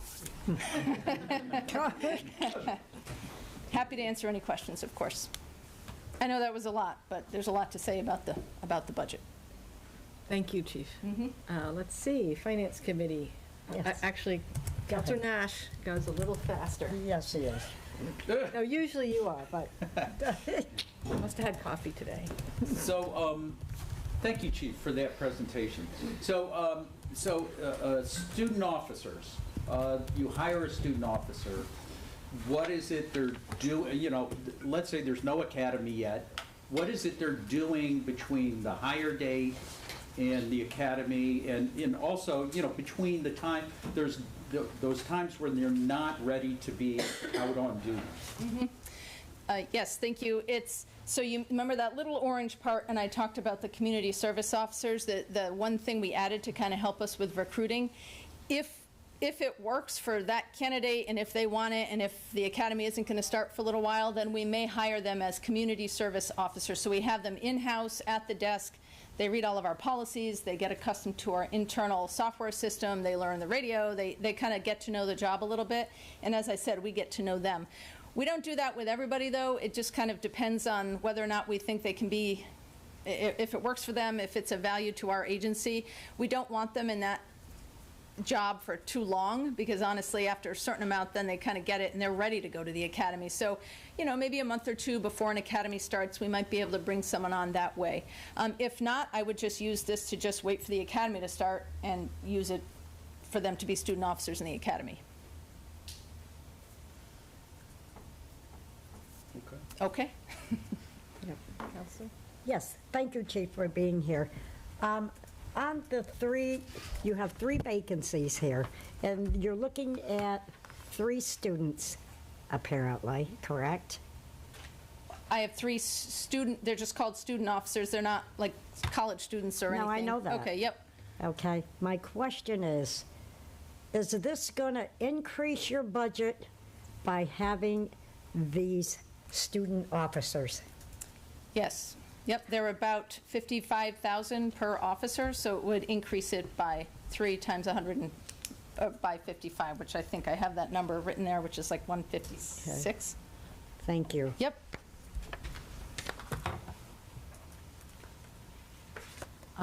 It's 166,878, Counselor. Thank you. Yep. We'll get to you. Counselor Moulton. Thank you, Chief. So, do you see this, then, these 3 positions perpetually being in your budget for future years? If we got to a point where that bar graph changed, the one I showed you with the 5 years, where we lost 49 people in 5 years, if we could ever improve retention and stop having all that turnover, then yes, you know, we could do that. But if we continue on this unique trajectory that all of our workplaces are going through, kind of post-COVID world, no, like it would remain in there because we're having so much turnover, you know, until we can get to a point where we don't have massive amounts of overtime, you know, 5,000 hours of predicted overtime a year.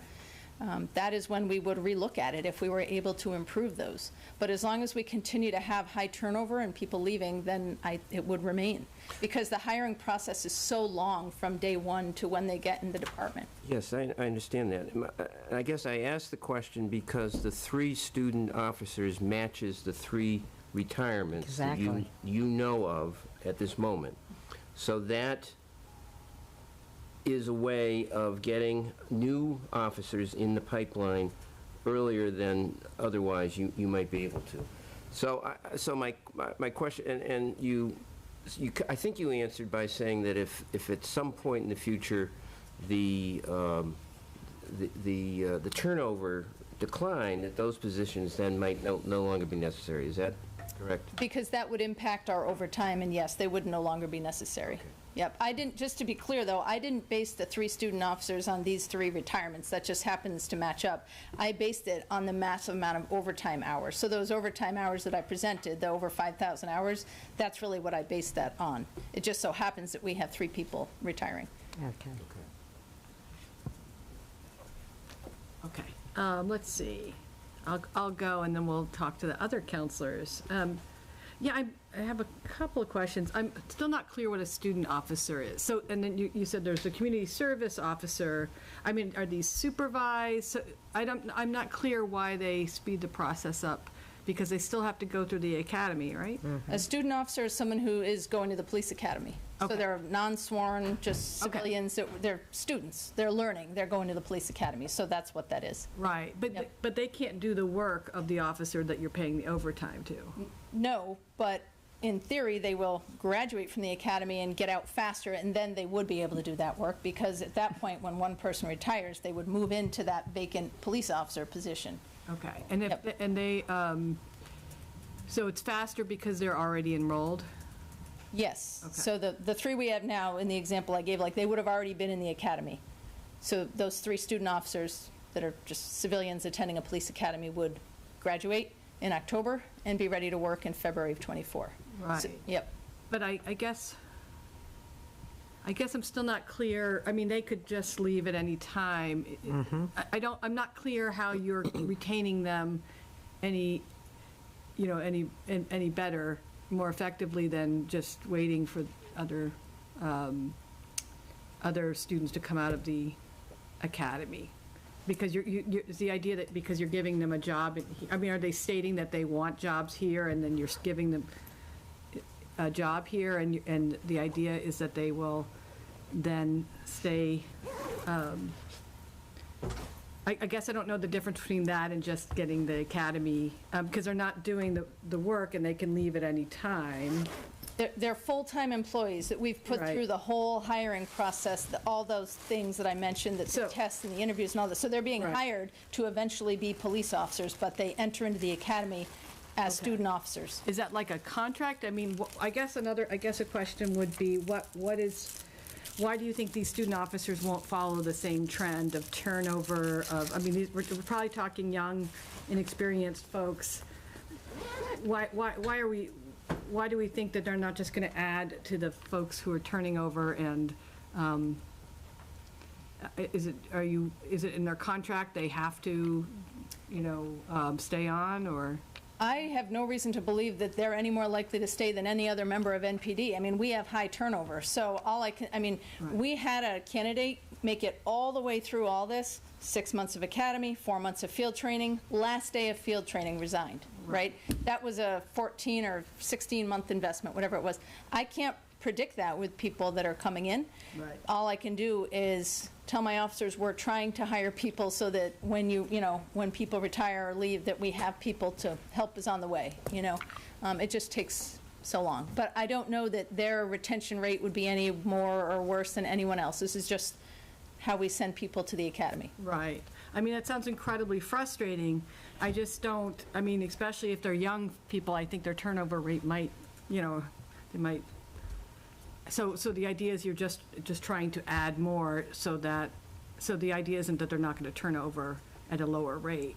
It's not that, no, they have the same likelihood of turnover as anyone else that we hire. We're just sending them to the academy. Right. Yeah, but I guess. It's the ability to plan for turnover in a way that they can't now. Yeah. But, I mean, so for a problem we don't really have the parameters around, we're adding 3 permanent positions that every year, I guess, will have cost of living increases, collective bargaining, increases, health insurance, retirement. So it's these permanent positions are going to grow in cost each year. Is that correct? Yes, there's 3 full-time positions. Yes. Let me just see if I have any other questions before. I should let other people. Maybe my other question, and we can go to other it was around the nature of the calls, but perhaps maybe I'll let other counselors go and I'll circle back. I feel like I've asked a lot of questions. Can I just clarify one? So sorry, Chief. So it might be like a line item that will remain, but the individual won't stay in that position, right? That individual is going to move into one of the positions, the officer positions that we have, right? Yeah. So that is continually going to, it's an ability to plan for the vacancies that we know will be happening. Right. So like the example that the chief gave about the retirement that just happened, even though we knew that retirement was happening, we couldn't put someone into the academy because there wasn't a line item to allow that. Right. So this will let the chief be able to move those people through, as opposed to waiting till like the day that person retires, and then it's like, okay, now that line is free and we can move someone into to start that process. Yeah, no, I think I hear the problem. I guess what I'm saying though is we're creating 3 new positions. I mean, there might not be the same person because that person will move up, but those positions will be permanent. We're creating 3 budget lines to allow, we could have called it like recruitment. We're creating we're creating a budget line for 3 places to allow someone to go through the training they need to then move into a permanent position.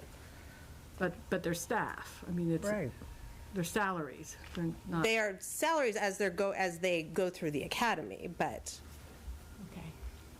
that would be the same as would be the case anyway. Yeah, but I mean, in the end, we have 3 more officers than we have now. There won't be 3 more officers on the street. But I'd like to let other counsel, yes. Just to continue to try to clarify this point, we're creating positions that allow flexibility to bring officers on, and they're being called student officers, on earlier than we might otherwise. And they will then, in next year's budget book, if they stay with us, they will fill one of these positions being vacated. So the 3 student officer positions will remain in the budget, and you may choose, Chief, if the turnover is at its current level, you may choose to use those positions then to bring on others. But at some point, also, it may be that turnover has stabilized and they will no longer need to be used. Is that correct? I would look forward to that day. But you're saying it's not likely in the near future. I mean, I couldn't predict where we are today 5 years ago, right? And so I have no idea what's coming in 5 years. I mean, the state of policing and people being interested in going into the field is not looking good right now. It's very challenging to find candidates that want to come into this field and do it for 30 years. I don't know. I can only tell you the FY2024 budget and that I have officers routinely working doubles. They're exhausted. We're spending 5,000 hours of overtime on people. So that's all I know for today. I don't know where we'll be in a year or 2.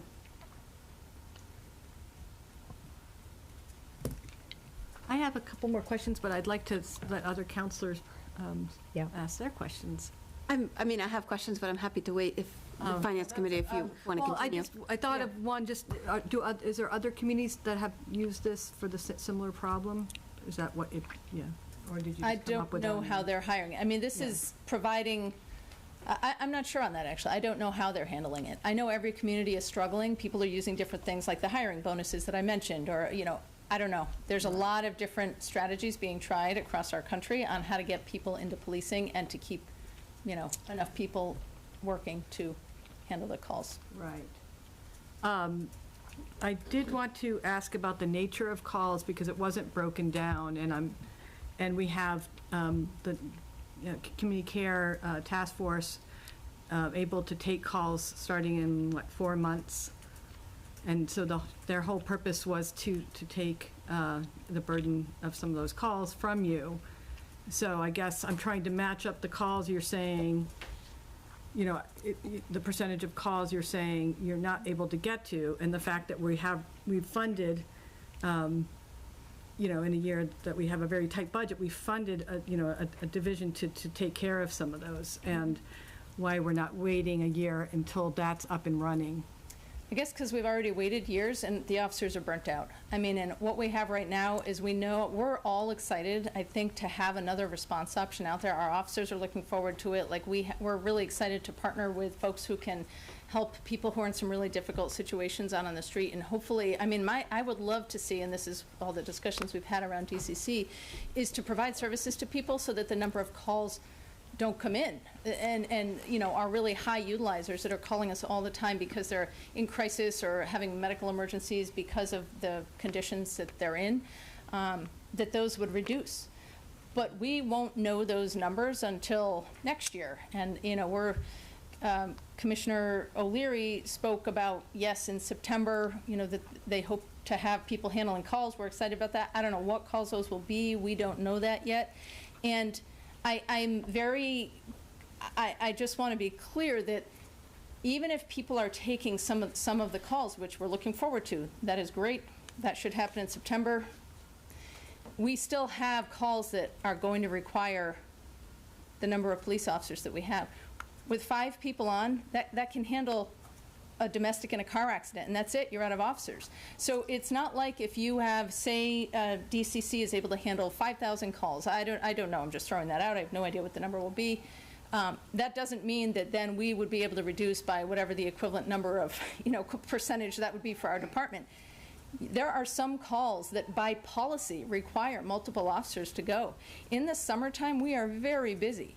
There are fights and there are accidents and domestics, and we have things going on, and those are multi-officer calls. So if there's a vision out there that maybe one day we'll get to a point where we can have 2 on or 3 on, I would never recommend that. I don't think I'd be able to recruit or retain anyone. I'd be like, that's dangerous to ask them to do that. Go on a domestic by yourself, or there's no officers available.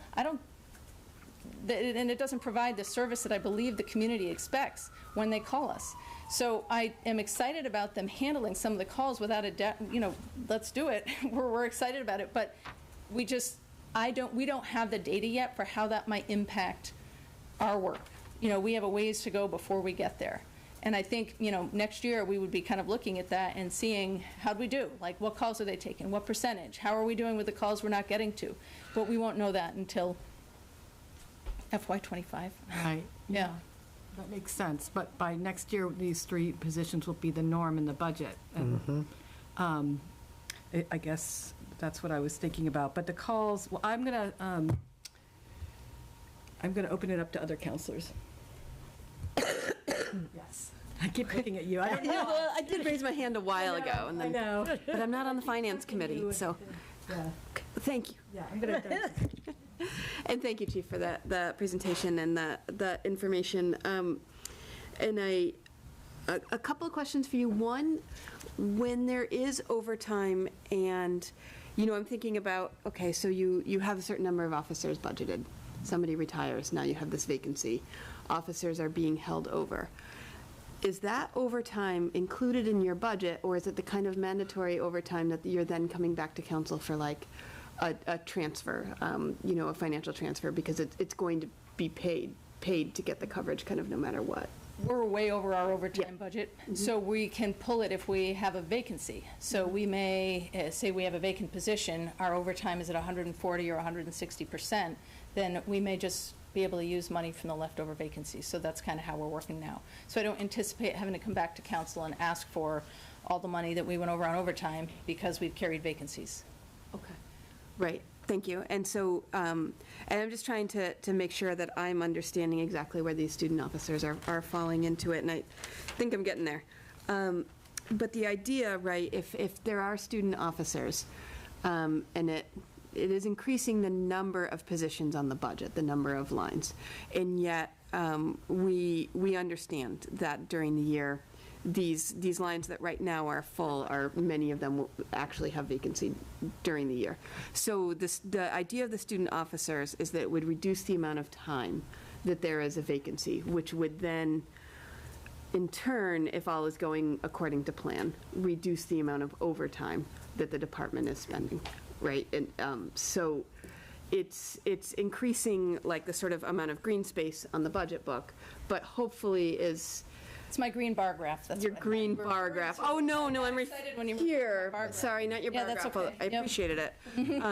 But the green shading, it's like it's making that longer, but it's not necessarily actually increasing the number of officers in the department or the amount of financial allocation. It is up front because in order to fill student officer positions, they need to appear in the budget book. But then in the long term, it's sort of reallocating how those resources are being used. Am I understanding that correctly? Yes, and I'll just say two things to that. I think you did. So one is, on that bar graph I showed you where I said the black are the vacancies, this would allow us to not have those. Those would basically be green because hopefully the person would be in the academy. So that part of the bar graph where we've hired people and they're in the academy would be fuller and we wouldn't have that vacancy on top. The other thing I would say is the goal is not to have police have a bigger footprint, which I know is a concern for people. Right now, we have these officers working these double shifts, 5,000 hours of overtime, but I'd like to hire people to do that so instead of you're having the same number of boots on the ground, right? Pretty much, it's very close. It's just going to be someone who's awake. I mean, really, right? It's going to be someone who has not been awake for 20 hours. And that is what you're routinely getting in this community right now is people who are exhausted. So that's what I'm trying to alleviate. I don't see this as making the department any bigger as far as the number of police officers that you're going to see in the community. You're going to see an officer drive by who has slept and who is not in that late hour. So that is what I hope to have is those vacancies that are causing that will be reduced by these officers able to come out more quickly. Does that answer your question? Yeah, it does. Thank you. That makes sense. So that's what I was trying to make sure I was understanding correctly. And, just to share the concern that the idea of an officer working after, toward the tail end of a second shift is really concerning when we're thinking about the level of judgment that we expect our police officers to have. And so I just wanted to share that. And also, in Ward 2, we've had a number of situations over the last few months where people are looking for a response to an individual who's having mental health concerns, or there was one that was a series of teenage pranks that were classic teenage pranks, but were very concerning to the people they were being pulled on, some of those kinds of things. And so, just to echo the support for when the Division of Community Care is ready, to have a ready response for where people can be seeking assistance, with some of those challenges that hopefully will help to stabilize the call volume at the police department or reduce that so that officers are focusing on those other things, what is going to require a police officer response. Well, the people who are truly in need of other assistance, it's like near universal support that I hear from folks, ready to get that assistance going for people, and it's nice to hear that the MPD is supportive of that as well. We're super excited about it. I was just reading about the living room that will move in, or the center point where people will be able to go in, and that will be huge for us. I mean, officers are out on the streets trying to assist people, and just they don't have any tools in the tool belt for some folks that need things. So this is super exciting. So I'm looking forward to it. I think the officers are too. We're ready. Okay, Councilor Jarrett. Thank you, and thank you, Chief, and thank you for the questions. Many of my questions have already been asked. Just wanted to ask, in here, how many of the officers listed under patrol are currently in training? I can tell you how, so we make that, I think the fire chief mentioned it the other day, Yeah, or so it's a like, snapshot. it's a snapshot in time, right? Actually, I think it was Director Lascalia who mentioned that, but yes, so I don't know on that list, but right now I can tell you that we have 4 in the academy. They're the ones that started April 4th, early April. Those are the ones that I would have been able to put these folks in. So we have 4 in the academy. We have 2 right now in field training, and then we have 2 vacancies. That's and one injury that's out. So that's where we are right now. Okay, but the injury will not be replaced. I mean, that stays as a line. So Yes, that- stays as a line. But Yes. but in terms of folks that are not actually ready to be out, that's just 8, 6. It's 4. It's 4 in the academy, and then 2 are in field training. So they're out riding with someone else. If you Right. see a car with 2 people in it, that's a training car. Right. Yep. Okay. And then my second question was, okay, so these positions, it sounds like you're saying that these positions will be restricted to student officers. There's ones listed as student officers. I mean, if you got 3 laterals, I mean, it sounds like you're already, or are you going to fill them and have them all be on patrol and have a fuller complement? Or are you committed to, these are for student officers? They are for student officers. I cannot recall a time in the last 5 years where we haven't had people leave enough so that had we had them in the academy, they would have come out and been officers. But my intent is we have retirements coming and be able to get folks into the academy so that when they come out, as where we are right now with these 3 retirements, they would graduate from the academy in October as student officers, and then that next day, they'd be police officers in the field training program. Mhm. That is my goal with this program. Thank you. Yep. Yes, Councilor Gore. So is your goal to have student officers on the budget books, like, for the foreseeable future?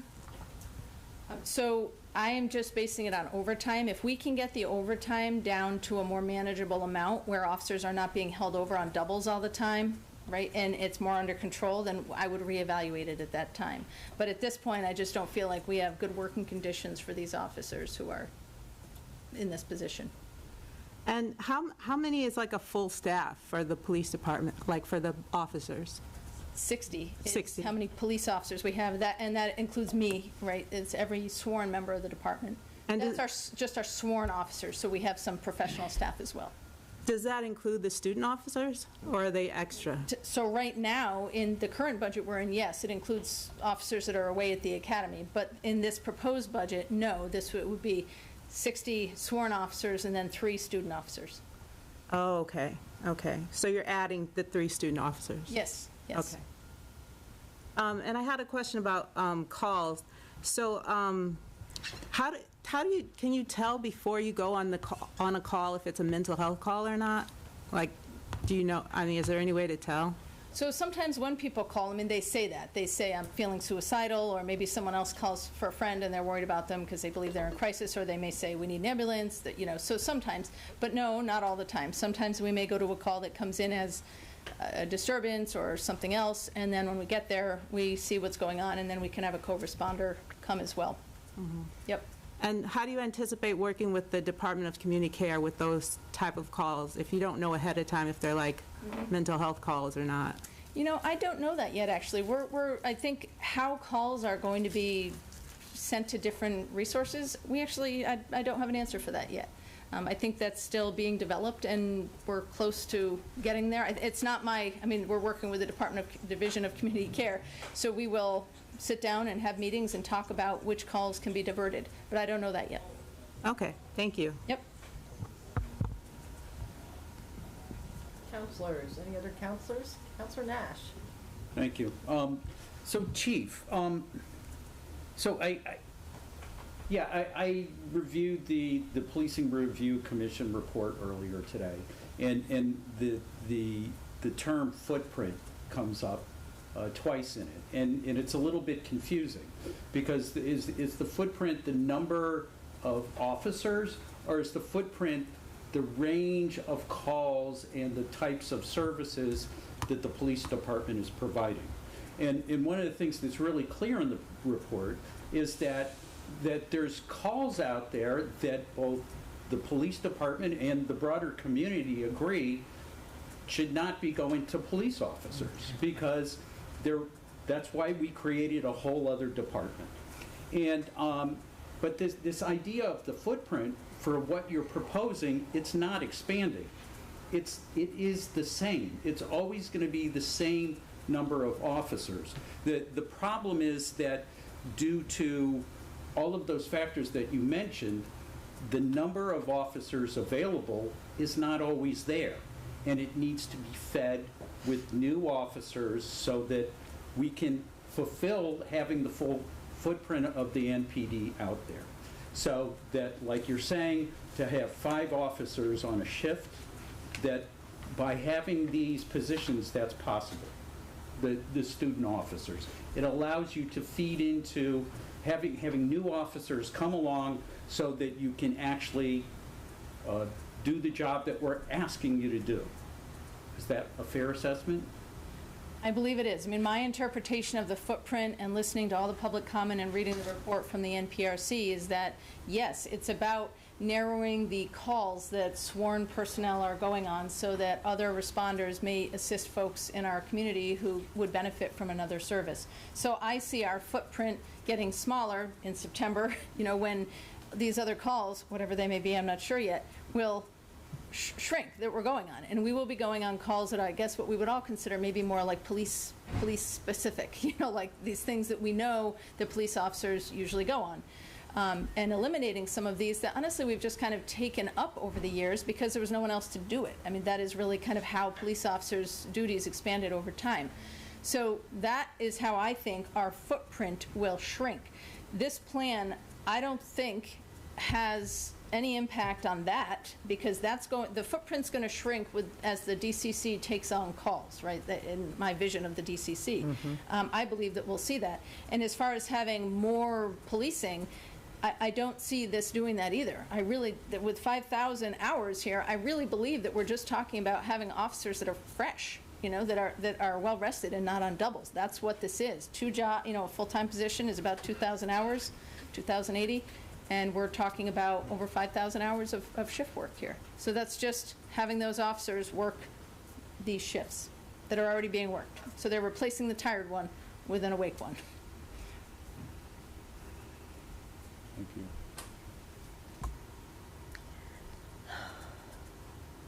Yes, Councilman Moulton. So I wanted to follow up on some of these questions about the calls, and particularly those that involve the behavioral health issues. About 38% now include a co-responder. Reasons that a co-responder doesn't go include lack of availability, include it was not apparent when the call came in that there was a mental health component to it. That's a question. Well, yes, although when the officers get on scene and then determine that there's a mental health component, they may call a co-responder. Okay. But are there other reasons why a co-responder at this time is not called in, or is it primarily because they're not available? Mostly just because they're not available. Okay. If they're going on if they're working, I mean, they could either be not available because they're tied up on another call, like it's within their hours, but they're on another call, or they're not working those hours. So, I mean, part of the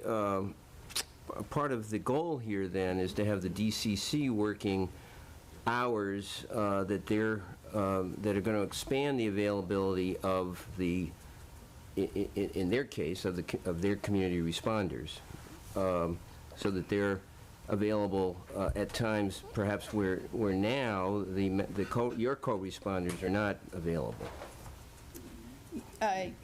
Yes, I do believe they may cover additional hours. Yes. I'm not sure. That's not my division. And I also am not sure. I just also want to be clear that the responders we have the ability to work with clinicians and get Section 12s, and they're clinical. I'm not sure what the DCC has. That would be a question for Commissioner O'Leary. I actually don't know if they're going to have clinical responders on. But the point I'm making is it's important that their hours be that they be available at significant number of hours so that they're not leaving a gap that currently exists with your own co-responders where police are the only available. Yeah, it would be good to have additional responders on. Ours work from 6:30 in the morning to 7 p.m. Yeah. That's what we're covering now. But of course, some of them have days off, and they may go to a training or whatever else. So that's what we're covering. But I know that between 7 and 11, there are definitely mental health calls that come in. Honestly, I've looked at the data, and between like 11 and 7 in the morning, they definitely drop off a small percentage of mental health calls in the middle of the night, although they certainly come in. But if you're looking at just straight up data, our larger chunk is between 7A and 11P. So my other question is regarding the impact on your staffing of the DCC being up and running in September. You say you don't see a correlation with reducing the number of officers in your department, but is there likely a correlation with reducing overtime? I don't know. I don't want to say something that I don't know the answer to, and I'm actually just not sure how those calls are going to impact us.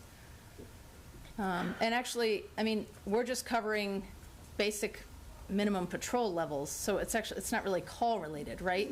So as I'm thinking it through, calls that hold us over onto overtime, like I used the example of the accident that we had yesterday, that's a whole different overtime thing. These hours, the 5,000 I gave you, those don't even look at that.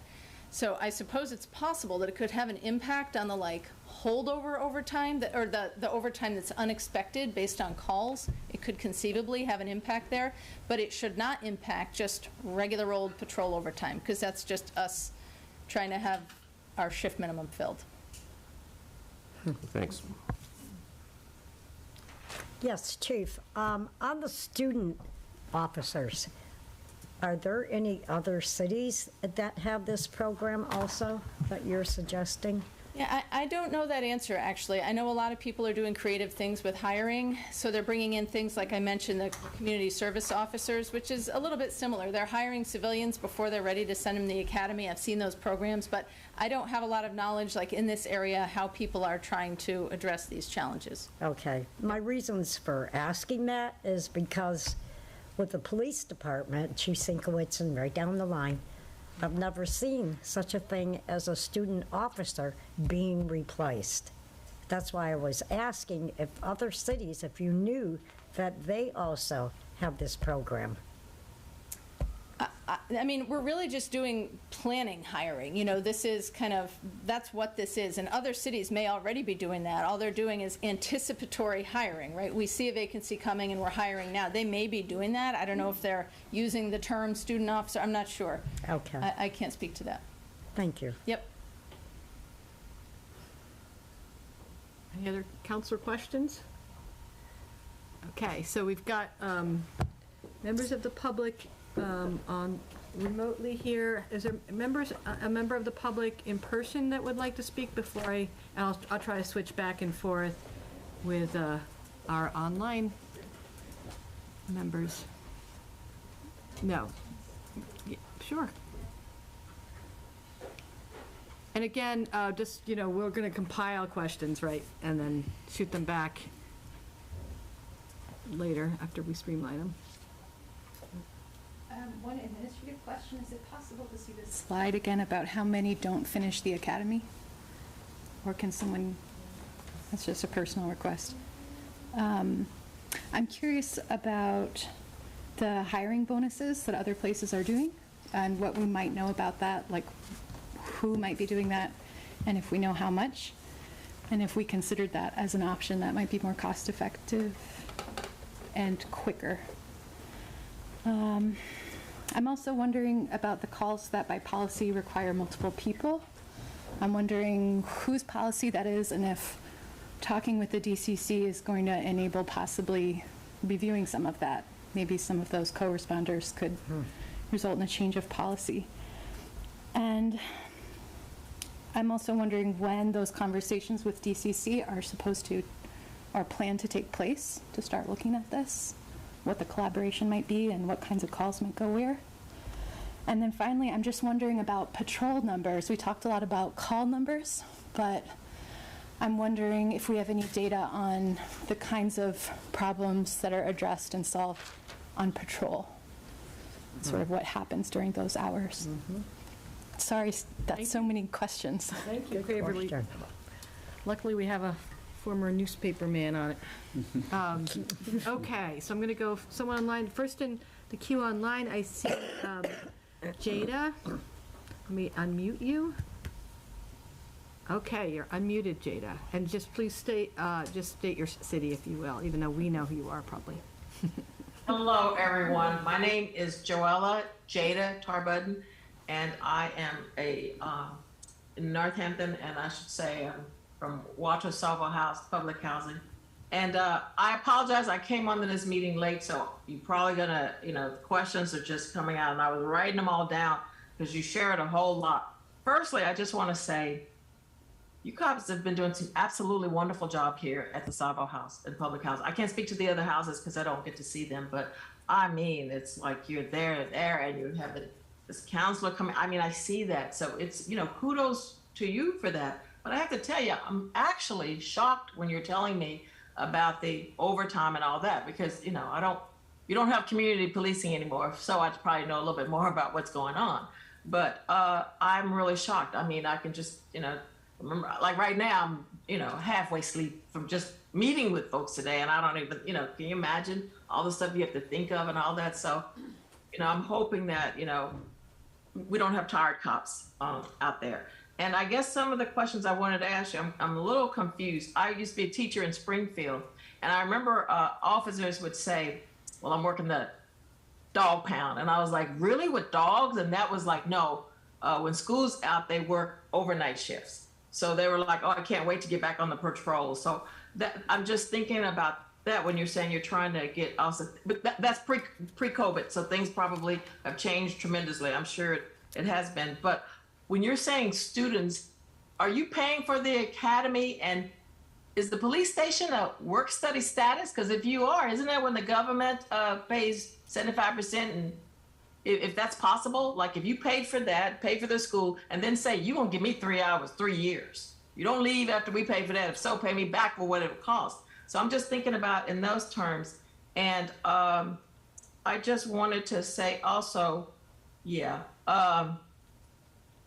And then if I could just ask, like I said last time, when you're putting in your job listing, if it's just not the traditional listing, if it's expanded to include diverse groups of people, it's a great, I can imagine it's a great place to work I would think, because of, maybe because I've been in inner cities. So I would think that this would be ideal for people to come work here. So, and then I wanted to think about, there was a woman who had this position, I think it was Moriarty, who was like half police, half housing police kind of thing, would help people with forms and all that kind of stuff. So that seemed to me creative, and I know y'all did away with that and that hasn't been replaced. So I was just thinking, well, you're trying to be, creative and find ways to fund people and make sure that they're well rested.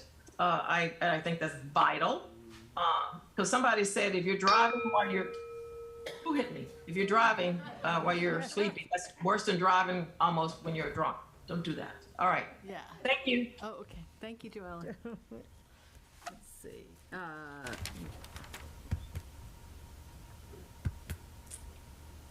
Okay. Okay. Yes. Gwen. Yes. So, my name is Gwen, and I reside at Camp Heights in Northampton. And I feel like a lot of people have asked a lot of questions. I think Waverly really covered a lot of that, and Stan too. But what I am curious about are two things. One is a question about the DMH grants and the support that's been able to be more available for people through DMH. And I wondered, if that's helping at all, and how much longer that will last, and then if there's a possibility of continuing that grant beyond the point that it is right now. And then the other thing is, I don't even know if they still have a chins warrant. I heard somebody mention teenagers, children in need of service, or if those types of programs happen, and if that still happens. Thanks. Thank you, Gwen. Okay, next we have Dan Kennedy. Hi, everybody. Sorry if I'm a little bit weird here. I'm on my phone. And I wanted to say thank you all for all of the work that you put into this. I think I have 3 points that I want to make. I sort of had something written out, but we're going to kind of go with what I've heard tonight too. But the first thing I want to clarify is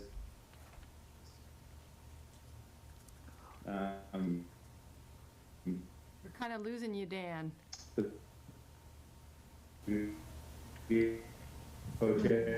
the entire review to make sure there's no confusion, and it doesn't involve all of those things. And that's the sort of. Hey, Dan, we're having a lot of trouble understanding you. All of. Look at this video. Better now?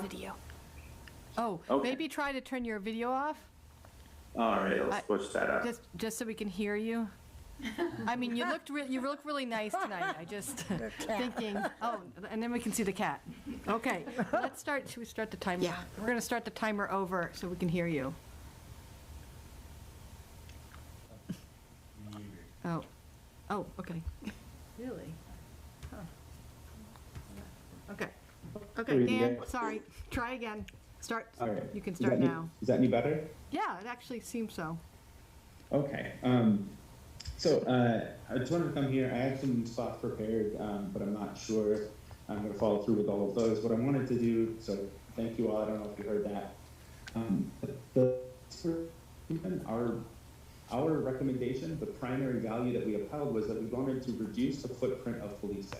When we looked at information from across dozens of different cities, a ton of different research across a whole bunch of fields, the only thing that we had a guaranteed impact on reducing the number of police misconduct incidences, the reports of violence, all of those things was to literally reduce the footprint of policing. Meaning they have fewer interactions with the public, they have fewer else responding to a lot of those calls that are coming in.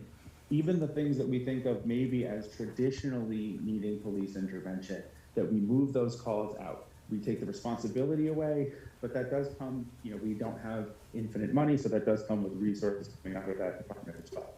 We looked at, that was where we were coming from, and that's what informed all of the other recommendations, including creating a Department of Community Care, right? The whole point was to have that office or have that division, whatever it may be or whatever it became, take those calls out, take that responsibility out. Other thing that I wanted to note though, I looked at, I'm going to say, several years of budgets for Northampton over the time that we spent on the review commission, and in every single one of them, retention of police officers was increased for poor department morale, and this predates Chief Casper. And it seems like in the last graph, I mean, it's kind of hard to tell because 5 years were grouped up into one bar. But if we divide that up, and so we say there's 50 vacancies, so we'll say about 5 a year. Even if there's 3 student positions, 3 student officer positions, each one of those, the officers don't start working as 12 to 14 months, I believe I saw that, maybe even longer. We're never going to hit the attrition rate. So I guess my broader question, number one, to the counselors and to the mayor, is this reducing the footprint of policing, which you all endorsed in that report? And is that appropriate? Even if it's level funding, is that reducing? And then the second part, if retention is a problem, you're seeing all these officer turnovers, and there's an aging workforce in general, what else are you thinking about doing in the city that would not require you to hire, because hiring and keeping people seems to be impossible? That's all that I have. Thank you all. Thank you for your time. Thank you, Dan. see. Hold on. Okay, Northampton resident, if you could just state your name, and I assume you're a Northampton resident, but your city as well. Okay, sure. My name is Mary, and my city is Florence, and I've lived here for 36 years. I just wanted to speak in support of the Northampton Police Department. This year, I was a student at the CPA, the Citizens Police Academy, and it's a series of classes which explain what the Northampton PD does. And honestly, I had no idea going into that, even though I have a relative that is in law enforcement. I had absolutely no idea of the scope of the duties that the officers perform every day, ranging from community service to domestic violence, things that Chief Casper has already mentioned, traffic accidents, emergency calls, accompanying the social worker on mental health calls, drug ODs, and many, many others. And I just don't feel as if the city of Northampton can function properly without a fully funded and fully equipped police department. It's a city of 30,000, and there are plenty of issues here. I think it would be really beneficial to people who don't know what the duties of the police department are to take the Citizens Police Academy. I think it happens once a year. I took it in February and into March, and it would open people's minds to the job and the responsibilities that are involved in such. So I'm sure Chief Casper can tell the community more about this academy, but it just was an incredibly enlightening experience for me. So I want to thank you, and that's it for me. Thank you. Thank you, Mary. Okay. See, back to Katri. Oh. I keep. Yeah. Can you? I can't tell if you're unmuted. Yeah, can you all hear me? Oh, great. Yes. Yes. Okay. Hi. Hi. Hi, my name is Katri. I live in Northampton. I work at a domestic violence and rape crisis center in Greenfield and have been living in Northampton since 2015. I'm here to implore you to reject the mayor's proposal to increase the Northampton Police Department's budget and add 3 new budget lines for student officers. You just heard Chief Casper say they're having trouble hiring, and you want to create 3 more positions to remain unfilled. This doesn't really make sense. We're seeing a police shortage because people don't want to be police and people don't want police. We know that more police do not keep people safe, community does. Seeing survivors not being protected by police, seeing survivors re-victimized by police, clients coming in who have been sexually assaulted by police, seeing survivors not want to report their assault to police because they don't feel safe with them, seeing survivors express that restraining orders do nothing on a daily basis in my work is devastating and unsurprising still. It's also evidence that police do not keep public safe. I'm sure you've seen that Safe Passage just closed their shelter, which was a crucial resource to survivors of sexual assault and domestic violence, citing the housing crisis as a reason for the service being ineffective. At my organization, we pay for hotel stays for our clients while they look for safe places to go because there are no open shelter beds. The wait lists for housing vouchers are 2 years long, even on domestic violence priority lists. We know interpersonal violence happens when people's basic needs are not being met. Your people's needs are not being met. We do not need investment in more police. We need investment in social services. We need investment in public housing. We need investment in this community, one free from policing and violence. Cut the police budget by 10%, reallocate those funds to the Division of Community Care, and freeze police hiring. Thank you. Thank you. Let's see. I just want to check in before I go to the next online folk in case, yeah, let's hear from someone in person. It's I again. My name is Roy C. Martin. I live at 81 Con Street, Northampton, Mass. I have to take offense to what that girl said. I don't think the police department needs to be defunded any. I think it has to have more funds. You know, I don't know how you've been working towards getting people from other departments, right? You know, maybe, you know, the city council has to give some kind of stipulation, something to get people to come from other departments, right? Police officers that have already been through the school and everything, the college, and got everything they need, right? And they can come here and start work from day one. All right, you know, that's something else to look at. I think Casper, Roy, talk to us. Yes, I think Chief Casper already knows that. I think Chief Casper already has worked on things like that. But, you know, it's kind of hard to get somebody from another department if you're not paying the amount that the other departments are paying. So in order to get people to come here, right, and get prize officers, then you got to pay them enough to come here. And, you know, with that, you know, Chief Casper and me goes back a long ways, right? When Chief Casper would first come to work, right, she used to walk the street every day, right, down here on Main Street. And I'd be asleep on a pickup truck out there, right, just getting sober. And Chief Casper said, you know, you okay? Yeah, I'm okay. Well, time to get up. And Honor Court would become pulling up with their truck, and they'd dump the guys off, and they go washing the windows and sweeping the streets and everything. All right, and it was Chief Casper at that time, just a regular foot officer, walking the streets, and we used to have that. We used to have police officers walking the streets. All right, in my estimation, I think we need about 10 more officers in Northampton. I mean, when I first come here, when I first started to run for mayor over here, there was 20,000 people. Now there's over 30. All right, you know, and we got less police officers than we had then.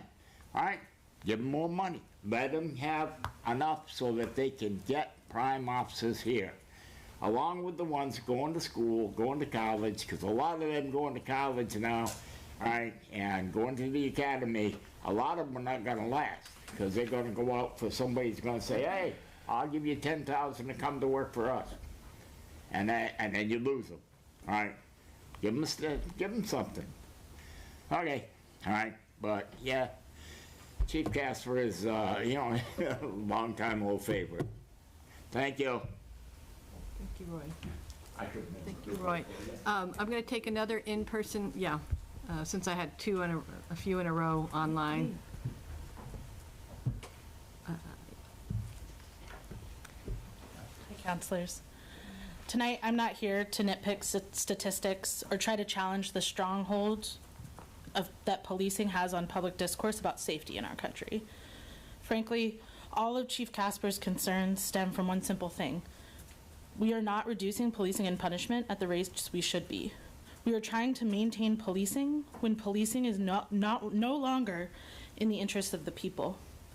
At this juncture, our representative democracy is in full swing. I have to rely on you, elected officials, to act in the interest of my communities. Which brings me to a funny place, quoting an old white guy basketball coach. The true test of a man's character is what he does when no one is watching. And when the world stopped watching, when community members stopped chanting Black Lives Matter on the steps of the police station, Mayor Chiara decided to request a 5.62% increase to policing. John Wooden also said, be more concerned with your character than your reputation, because your character is what you really are, while your reputation is merely what others think you are. The question of this budget cycle is simple. How many counselors in this room will be relying on this community's reputation of progressive values rather than contributing to our progressive character? This may sound harsh, but integrity around our progressive character is important now more than ever. I care about the character of this community more than its reputation, because in times of crisis, reputation goes out the window. In times of crisis, all we truly have is our character to rely upon. Our country and this community is bracing itself for multifaceted crises: the climate crisis, the housing crisis, looming economic crises, mass incarceration crises, crisis caused by inflation, mental health crises, and more. In her budget presentation, Mayor Chiara said, residents are asking more from the municipality than ever before. Our community asking for more from the city is not a matter of intellectual exercise or titillating debate. Our community's members asking for more is based on a very material reality, as more and more of our neighbors, friends, youth, family face crisis after crisis. We are becoming increasingly reliant on our local networks for support. And we're inviting you, our city government, to join us in this interdependence, which will happen regardless. But it's really hard to do when your primary investment is policing, and when Chief Casper's sitting in here with a gun while I make this speech. And despite my harsh critiques, I'm actually here tonight because I still have hope that the character of counselors and the character of this town will come through for racial justice this week. Even though Mayor Chiara is trying to increase the footprint of the MPD on the back of a progressive reputation. I hope we don't let reputation squander the character necessary to defend our community against the exponential increase of punishment and policing this week. I urge you to vote no to the 5.62 budget increase to the Northampton Police Department and defend community care, not as a matter of reputation, but as a matter of character. Thank you, Lemmy. I'm going to go to some online. I see Ashwin. Okay. Ashwin? I think you're Yes. on. Okay, great. Hi, can you hear me? Yes, we can. Fantastic. Hello, everybody. My name is Ashwin Ravi Kumar, and I'm an Amherst resident and frequent visitor to Northampton. And I just want to thank everyone who has spoken before me. Lemmy's comment just now really was moving and really surfaced the history that I am paying attention to and thinking about when I say this. So as someone who is involved in a lot of the conversations in Northampton, including with the Northampton Policing Review Commission about the creation of the Division of Community Care, I am personally really eager to have someone who I can call in a time of crisis, whether I'm by myself or with an unhoused friend or another person from a marginalized background, someone who I can call who is not a cop to help us. So far, that doesn't exist. And after years of trying to build this, we have an opportunity right now to make that happen. So in this context, I'm speaking to encourage the council not to raise the NPD budget, not to approve a 5% raise to what they get, and instead to cut it. And the reason that it's important to cut it right now is because cutting it is consistent with the Northampton Policing Review Commission's recommendation to reduce the footprint of policing, and also the council's commitment to honor that recommendation. So to Councilor Nash's question from earlier, the term footprint is actually very clearly defined in the report. It means reduce the size of the department, reduce the scope of its responsibility, and reduce its interactions with residents on a regular basis. This was really clear in the report when I read it, and I've read it a few times, and I just want to make sure that that's clear to everyone. I know that Councilor Nash didn't catch that upon his first reading of it. And so in order to make this happen, what we need to do is slash the NPD budget by 10%, allocate that funding to the Division of Community Care, and also freeze NPD hiring. Chief Casper's comments today did not, in my view, amount to a substantive justification for extending hiring in the context of the NPRC's recommendations that the council has committed to honoring. Meanwhile, while the DCC, the Division of Community Care, does exist, it has not been funded to a degree that would allow it to thrive and to provide service for us now. So what I would close by sort of saying is that if we are a community committed to racial, economic, and climate justice, does it make sense for us to have 60 cops and 63 with the new budget, including students, in the mayor's budget? As a climate justice scholar, I always think of this by way of analogy. If we wanted a Green New Deal that can allow us to decarbonize our economy quickly, we wouldn't create a Green Corps nationally with 5% of the budget for staffing that the fossil fuel industry gets subsidized to have by our same government. That wouldn't make any sense. You are in a position right now to pass a budget that truly reflects our values of climate justice, of racial justice, and of economic justice, of gender justice, and to support building a safe community for everybody. So I hope that you will slash the NPD budget, freeze hiring, and reinvest, fully invest in the Division of Community Care. Thank you so much for your sustained commitment to this important project. Thank you, Ashwin. Let's see. I've got Raina? Am I just pronouncing that Hello, wrong? can you- Hi. Yes, can you hear me? I can. Could you just state your name so I know how to say it, and also Yes. your city? Thank you. Yes, hello, I'm Raina, Raina Naylor. I live in East Hampton, but I've worked in Northampton for a few years now at a cafe downtown. I'm also involved in the local queer community and participate in mutual aid efforts. And I just wanted to say I really appreciate a lot of aspects of the budget, such as like, CAPA, I think the climate initiative and stuff. And I also really appreciate a lot of the questions that the counselors asked Chief Casper. And I think the answers provided will require a lot of thought and contemplation for you all on whether or not this request best reflects the desires of the community or the desires of just the police department. I want to comment on a passage of the budget proposal. I think it's on page 3 or page 4, and it says that this year's budget represents movement forward for key initiatives grounded in the values and express priorities of the city of Northampton and our community. I don't particularly feel that the people of Northampton have expressed priorities or values of increasing the police budget, and if anything, they've only expressed the complete opposite. So I ask that as counselors and as politicians, that you not only recognize the needs of your community, but also the needs and demands of marginalized people across the entire U.S. I hope that you've been watching the news and you can see the dangers of police involvement in communities and how for some police involvement is considered public safety, but for others, police involvement is considered public brutality and correlated with an increase in harm among BIPOC, impoverished, working class, queer, trans folk, and folks with mental health conditions, all populations which exist inside of Northampton. And in previous city council meetings, we've talked about reparations and fair housing and the many financial, societal, and political means that are preventing marginalized populations in Northampton from being able to live and work safely. And one of those is police involvement.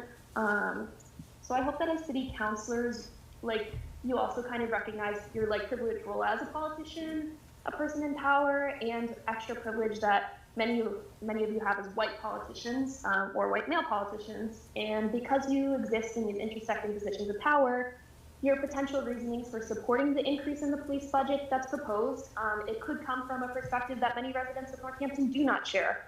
So as representatives of the people of Northampton, please try to take into account of other perspectives of why an increase in the police budget or an increase in the number of student officers would not be beneficial to many and in fact would be harmful.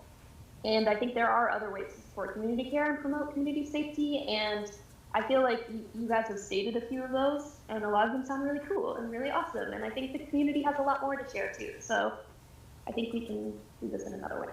But thank you. Okay, thank you, Raina. Let's see. Is there another in-person commenter before? And then I see you, Shell, but we're going to take an in-person member of the public first. Hello, can you hear me? Take my mask off. Yeah, and just their name and your city. Sure. My name is Luke Rotello. I'm a resident in Ward 5 in Northampton. And I'm here to echo some of the calls to, instead of passing this budget, maybe think about defunding instead. I'm going to be very frank in how I sort of engaged this. I come from a lineage of social politics and social construction that conflicts pretty heavily with this room and the nature of this space. I feel that this is a space that erases, it is a space where the movements of which I'm a part, the politics of which I'm a part comes to die. This is a space where, you're not really faced, frankly, with many of your constituents. A lot of them don't even know that this is happening. And the memories of 2020, the memories of Ferguson, the memories of LA, the list goes on, they are erased. And so I'm trying to sort of speak to that lineage a little bit, and to really sort of get some of those ideas churning in here a little bit, along with my friends who are behind me who have spoken already, and my friends online who have done the same. I think really one of the key elephants in the room here that Lemmy touched on earlier is that, this is and I think really it's sort of a rhetorical quirk on the part of the police chief here, where it's like, oh, well, when you have tired officers, you get incidents. What do incidents look like? It's death. It's death, or it is injury to community members, to people. And it's such a quirk, again, to sort of frame it in those terms as like, oh, well, there's an accident. But that's not really true. Fundamentally, I would say the problem is with the institution itself. There is no really reforming of it. There's no pretending that this is not an institution of profound social violence. And in a just society, it would not need to exist. I'm kind of going off the dome here. I'm over-caffeinated and haven't eaten enough, so I'm probably just going to leave it at that. But I would really, again, I would echo the calls of my friends here to defund by 10% instead, and dedicate these funds instead to social care. That is the way forward here. There is no path forward by simply increasing police presence, by increasing police footprint. That just leads to more violence. It leads to more suffering. I don't think that we've really engaged with, again, the fact that the police chief in here is the only one with a gun. Like, there's an extraordinary violence behind all of it. It's really, really, really important to just recognize that. Okay. Thank you. Thank you. Thank you very much. Let's see. Shell, I'm going to unmute you. Did it work? I can't tell. Did it work? Shell, can you speak, and so I can see if I unmuted you? It did not. Okay. I think I have. Okay. Okay, can you hear me? Yes, I can. Yeah. Hi. Good evening. If you could just state your city as well. Yeah. My name is Shaw Reynoldson. I live in Hadley, really close to Northampton. I spent a lot of time in Northampton. And yeah, I would like to echo some of the sentiments to defund the police budget instead of increase it. I think there are concerns around the issues of police officers being overtired and having too much work, and that's why they want to increase the budget. I would suggest that part of the reason people don't want to be police officers is because they have a reputation for being violent and disliked, and that is because there's a history of police being violent. And I would suggest that the scope of what police should do should be lessened and given to people who are trauma informed and able to equipped to handle crises in a safe and healing way. And the Division of Community Care is sort of created to address these. So I would just like to suggest to decrease the police budget by 10% and reinvest those funds in the Division of Community Care. That's all. Thank you. Thank you. Oh, we got Yaping. There we go. Okay, Yaping, I think you're unmuted. Okay, thanks. Hi, my name is Yaping. I live in Amherst, and I come to Northampton often. I have a lot of loved ones in Northampton who live and work there. And I'm speaking again today in the hopes that City Council will listen to our pleas to please invest city resources into the kinds of programs and services that I think we all know, if we really think about it, are the kinds of things that make communities thrive and make people happy and well taken care of. And to give a little context for this, I'll share some statistics from an analysis that Northampton Abolition Now did of the last 30 years of the budget in Northampton. So from 1994 to 2024, the police budget has grown 173%. Maybe, okay, can you guess how much public works has grown in the last 30 years? Think about it in your head. Okay, 72% compared to the police, 173%. And now, can you guess how much arts and culture has grown in the last 30 years? Okay, got it? So arts and culture has grown 116%, again, compared to police growing 173%. And last but not least, how about human services, health and human services? Got a guess in your head? Okay, health and human services has grown 145% in the last 30 years compared to police's 173%.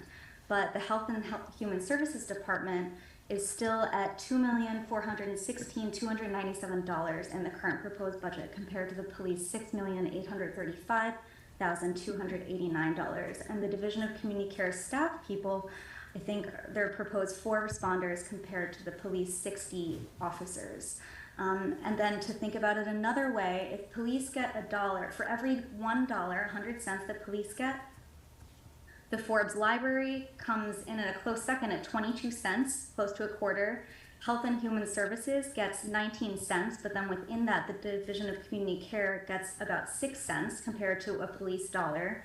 Parks and Recreation, 6 cents, so a little over a nickel for senior services, and 1 cent for art and culture, compared to every dollar that police get. So I want you all to consider what it would feel like to actually throw a little more of that money towards some of the things we know actually really create a healthy community. The data is there. It's pretty undeniable if you think about it. And I think you all actually won't regret it. I think if you considered how much all of these wonderful things have been defunded over the last 30 years while police have been steadily funded, there's a lot of room to just give a little more and credit if you do it. Thanks. Thank you, Yaping. Let's see. Let me just scan for, yes, we have someone in person.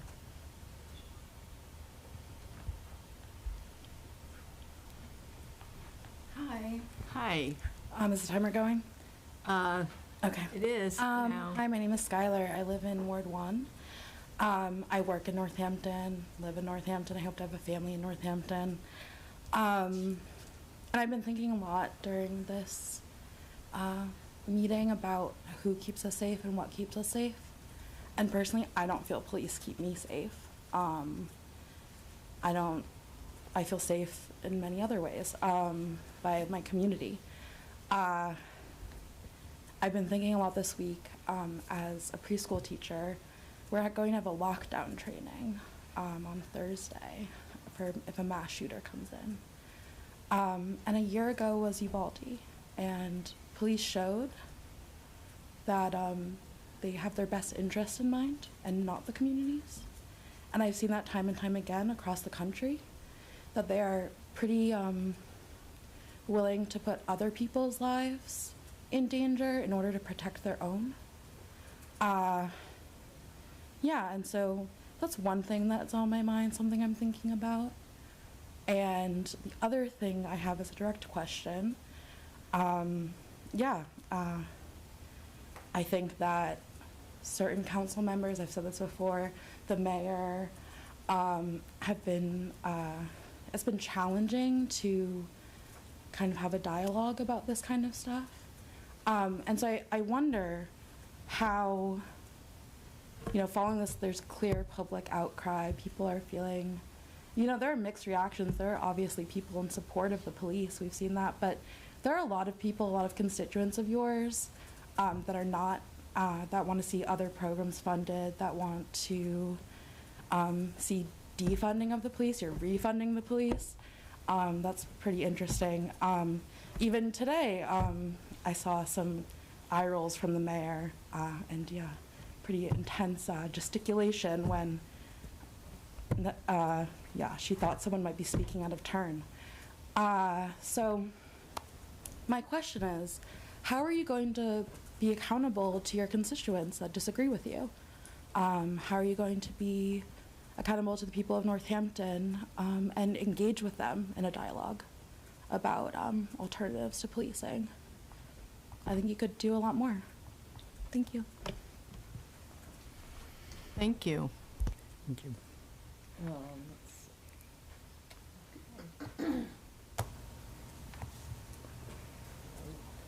Check.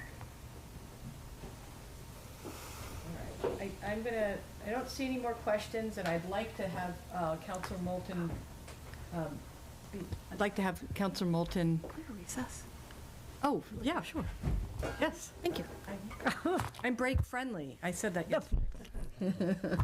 So why don't we take a 5-minute break? Yes. And then we will review the questions that Counselor Moulton has written down. No pressure.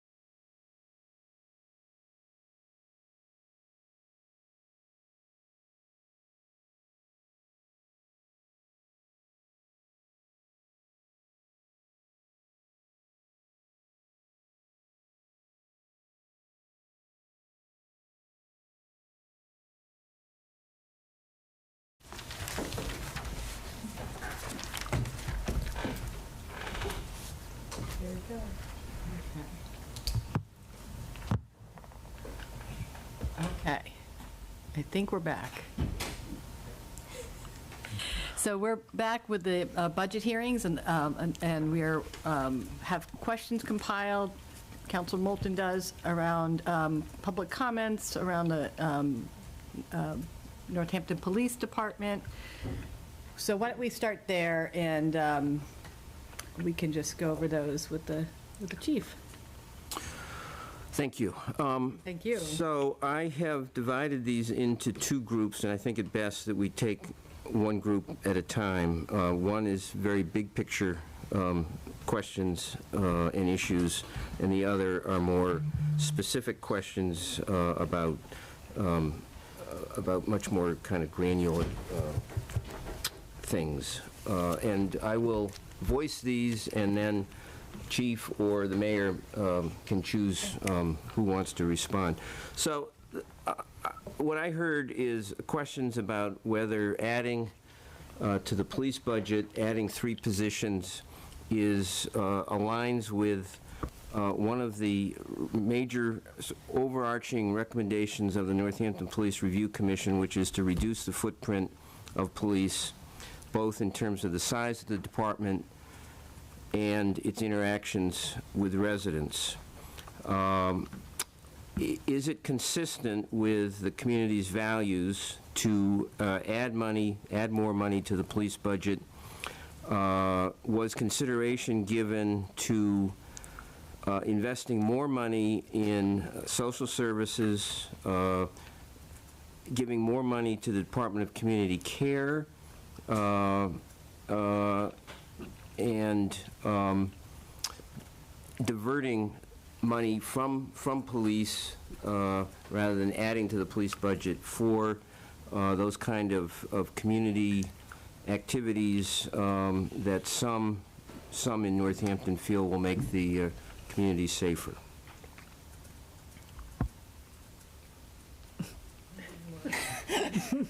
That might be a mayor question. Yeah, to sum that up, it seems like a two-part question, maybe. One being is, do I think that this is consistent with the NPRC recommendations? And 2, did we consider diverting funds to the DCC? Is that a summation or not accurate? I think you might want to address the question about the alignment with the NPRC. Sure. I think the mayor is probably most appropriate to address the larger question about the allocation of money. Sure, okay. Yeah, thank you for the question. So the NPRC had their immediate recommendations. There were 12 recommendations that they had in their final report. I believe that when you look at those, which I am looking at, we have met 7 or 8 out of 12 of the immediate, and those 7 include the creation of the DCC, the improved options for crisis response. I already mentioned that in August we used that grant funding to put 2 clinicians out there, and they're handling a good number of calls. We continue to be committed to reducing the risk of substance abuse. We have a DART program. Commissioner O'Leary mentioned that and the great work that the DART program is doing. We have DART officers. We hand out Narcan and use Narcan, and we've really transitioned to, and I think embraced, the harm reduction model. We continue to provide police response to calls, which is one of the recommendations. So clearly there is a recognition that police are important to go to some calls. Improving the current complaint process. So I don't know, I wondered this with the NPRC. When I read their report, it seemed like there was a belief that people had to walk into the lobby. That's never been the case. You can walk into the lobby, but we also have an online complaint system. But in addition, what's changed since when this report came out is that the Post Commission was created by the state, and now the Post Commission can also take complaints. So there's definitely many opportunities to complain about police officers via the Post portal and, on our site and in person or by phone. Establishing data-driven staffing levels for public safety, which we do. Our minimum staffing drops when call volume drops. So I've talked to the council about that before. From the hours of 3 a.m. to 7 a.m., our minimum drops down to 4 and sometimes even 3 because that is the lowest call volume. When you look across days of the week, it's actually very consistent. There's like a little drop on Sundays, but overall it's very steady, even Monday, Tuesday. I'm not sure where that comes from. You'd think Fridays and Saturdays would be the busy days, but really it's very consistent across all the days. So we do use a data-driven approach to thinking about staffing. And then establishing safe work hour caps. I mean, that was in there. This is what I'm here talking about. Our officers are working too much. I'm telling you that. I know people see the police salaries that get published, and sometimes people can't believe that officers are making what they're making, but they're working like 80 or 100 hours a week in some cases. So, and I think it was an inadvertent outcome of the budget cut, but that is the ultimate outcome, is when the budget was cut, the same number of calls continued to come into us, and there's no one else to take them. So we just made less officers handle the same number of calls and have to fill shifts. So that happened, and so now I have these officers working too much. So I think it's extremely consistent with the recommendations to try to, reduce the number of hours that officers are working. And then also, I would say the 7th or 8th is engaging the police unions. The unions have been great about many of the changes that we have made, and that includes the introduction of the the community service officer. I talked about that as a hiring strategy. That's a civilian position, and the unions were great about that. In addition, in the expanded recommendations, civilian flaggers, we converted in May of 2022. We have a civilian flagger program. The union was great about that. These are unarmed people we have 11 traffic control officers. They look similar, so maybe some people don't realize that they're not police officers, but it just says traffic control on them. They wear a high-vis yellow or green-yellow shirt, and they don't have a weapon. They're out conducting traffic, so we've done that. We have the restorative justice program, which people wanted outside of police. I believe that our program is outside of police. It's run by C4RJ. We make the referrals, but that's all that we do. And then animal control, they wanted a civilian and outside of the police department. It is a civilian position that we have. It's in the police department, but it's a civilian. So I think when you look at all those recommendations, we're actually doing really well at responding to some of the recommendations on our own. Many of these things are not within our realm. Some of these things I can't do. I would love to do a strategic plan that's listed on here. I would love to see that. I started to do that just before the pandemic, and then it got pushed off because lots of things happened in 2020, and we have not had time to get back to it. And honestly, if we were going to do it again, we would probably need to have a consultant do it for us, come in and do that, and that would be a cost. I've looked into that. There may be $30,000 to do that. So I think we've done very well with aligning the work that we're doing with some of the recommendations from the NPRC. And the second part of the question. Sure. Was about funding and DCC. So you have to remember when you're looking at Department of Health and Human Services, right? So it's actually 6 divisions make up that department. DCC is just one of the divisions. So DCC, first of all, we talked about the EAPS grant the other night. The EAPS grant was $450,000. That was part of the funding last year that we're awaiting news as to whether that will be part of the funding this coming year. So we have fully funded DCC for operations in the general fund right now, but we're very hopeful that there'll be another $450,000 that will be coming into DCC from that EAPS grant this year, and that will be a continual grant. The other thing that you don't see in the budget for DHHS is other grants. So DHHS is a very grant-heavy department. So just looking at that bottom line amount doesn't give you nearly the full picture of all of the funding that comes into DHHS and supports DHHS.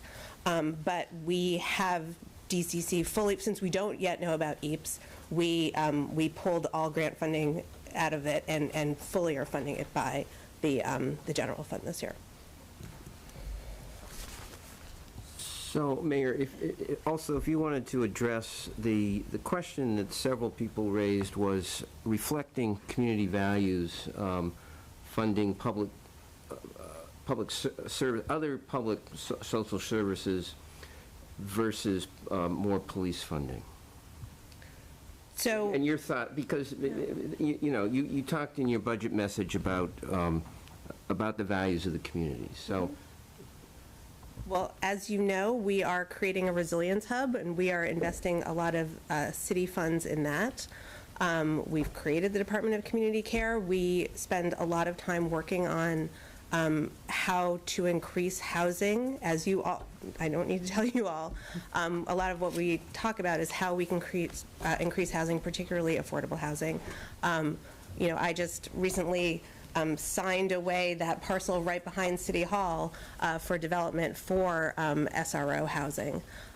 So I feel like as a community, we are investing in many ways in all sorts of different human needs.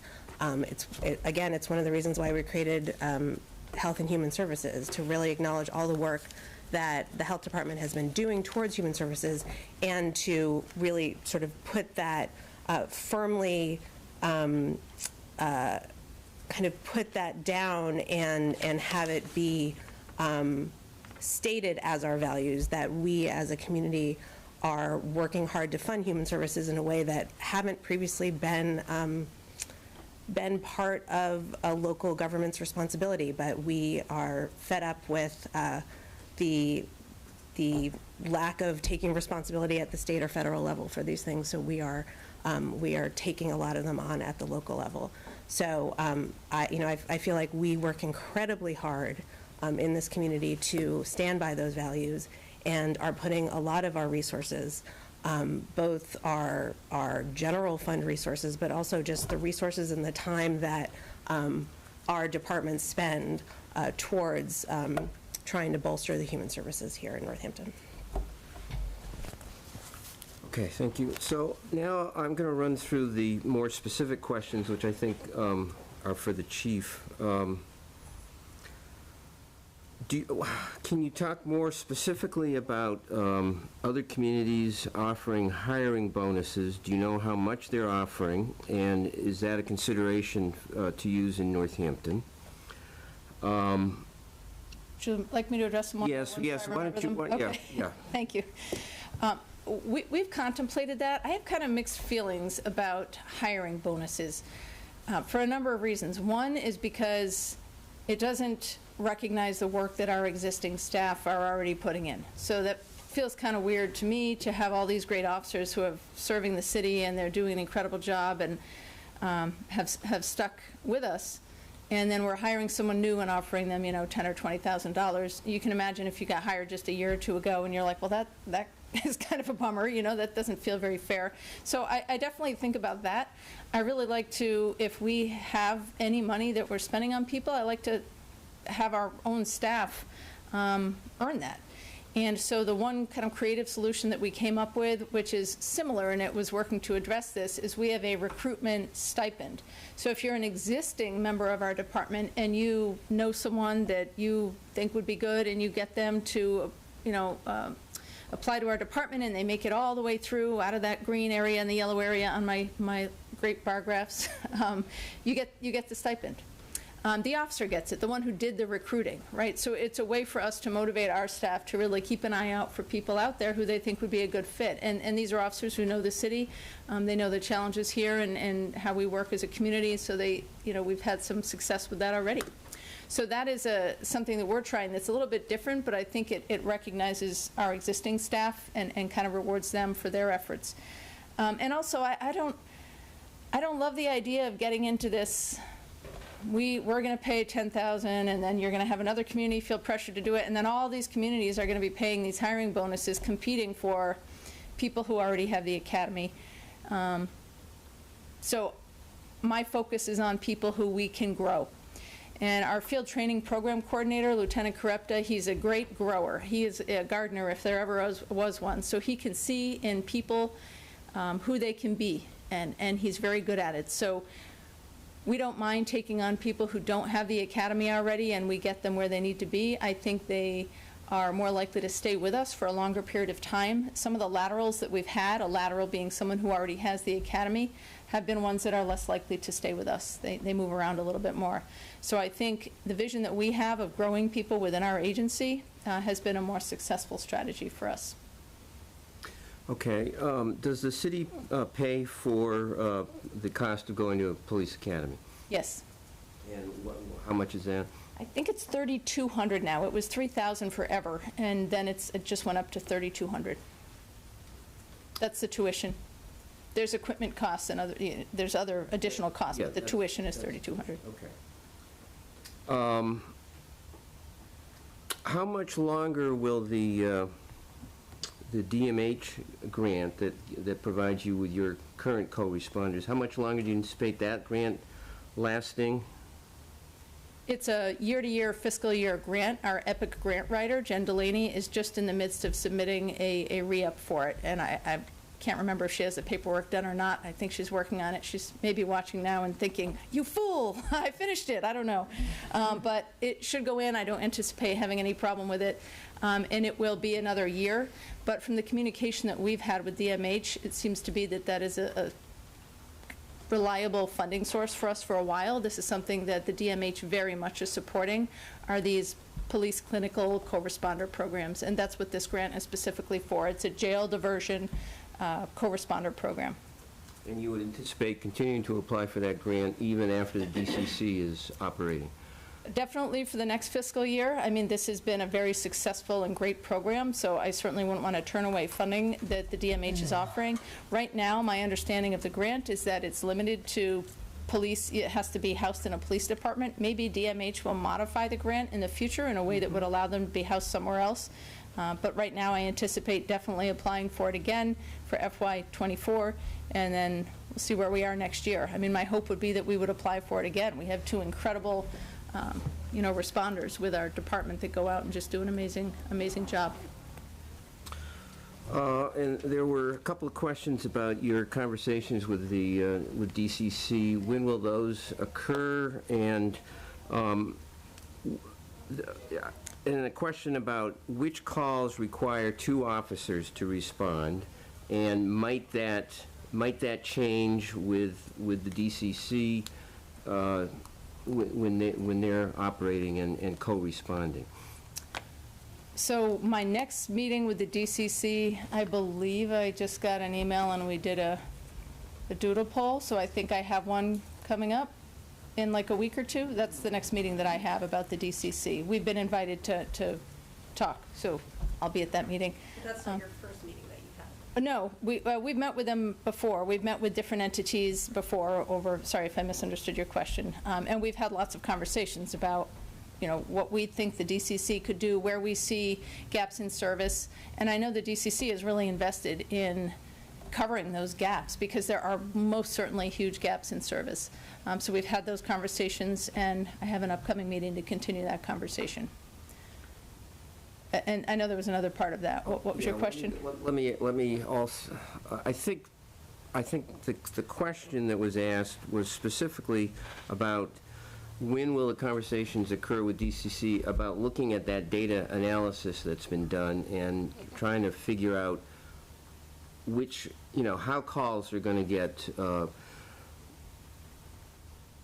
directed to the, to DCC or to NPD. So I have a meeting soon. It's not my department or my division, so I don't have control of that data, and I'm not working with that data, so it should be soon that we'd be invited to the table to kind of start having those discussions about what types of calls. I know that the DCC has partnered with some really great resources that are going to provide some guidance in that area, and we'll look forward to having those conversations. So the other part of that question regarded which calls require 2 officers, and do you see any change in that with when DCC is operating? So there's many different types of calls that require multiple officers. So some that come to mind that are pretty common are domestic violence calls, for instance, is a very common 2-officer call. Any sort of active disturbance is a 2-officer call, so a fight that's going on. Any sort of major motor vehicle accident is going to have 2, because you're always going to need one to deal with traffic and the other to deal with injuries and do the investigation, sometimes even more on a major motor vehicle accident. I mean, there's so many different call types that if CPR is in progress, an overdose, it could go on. We have like 60 call types.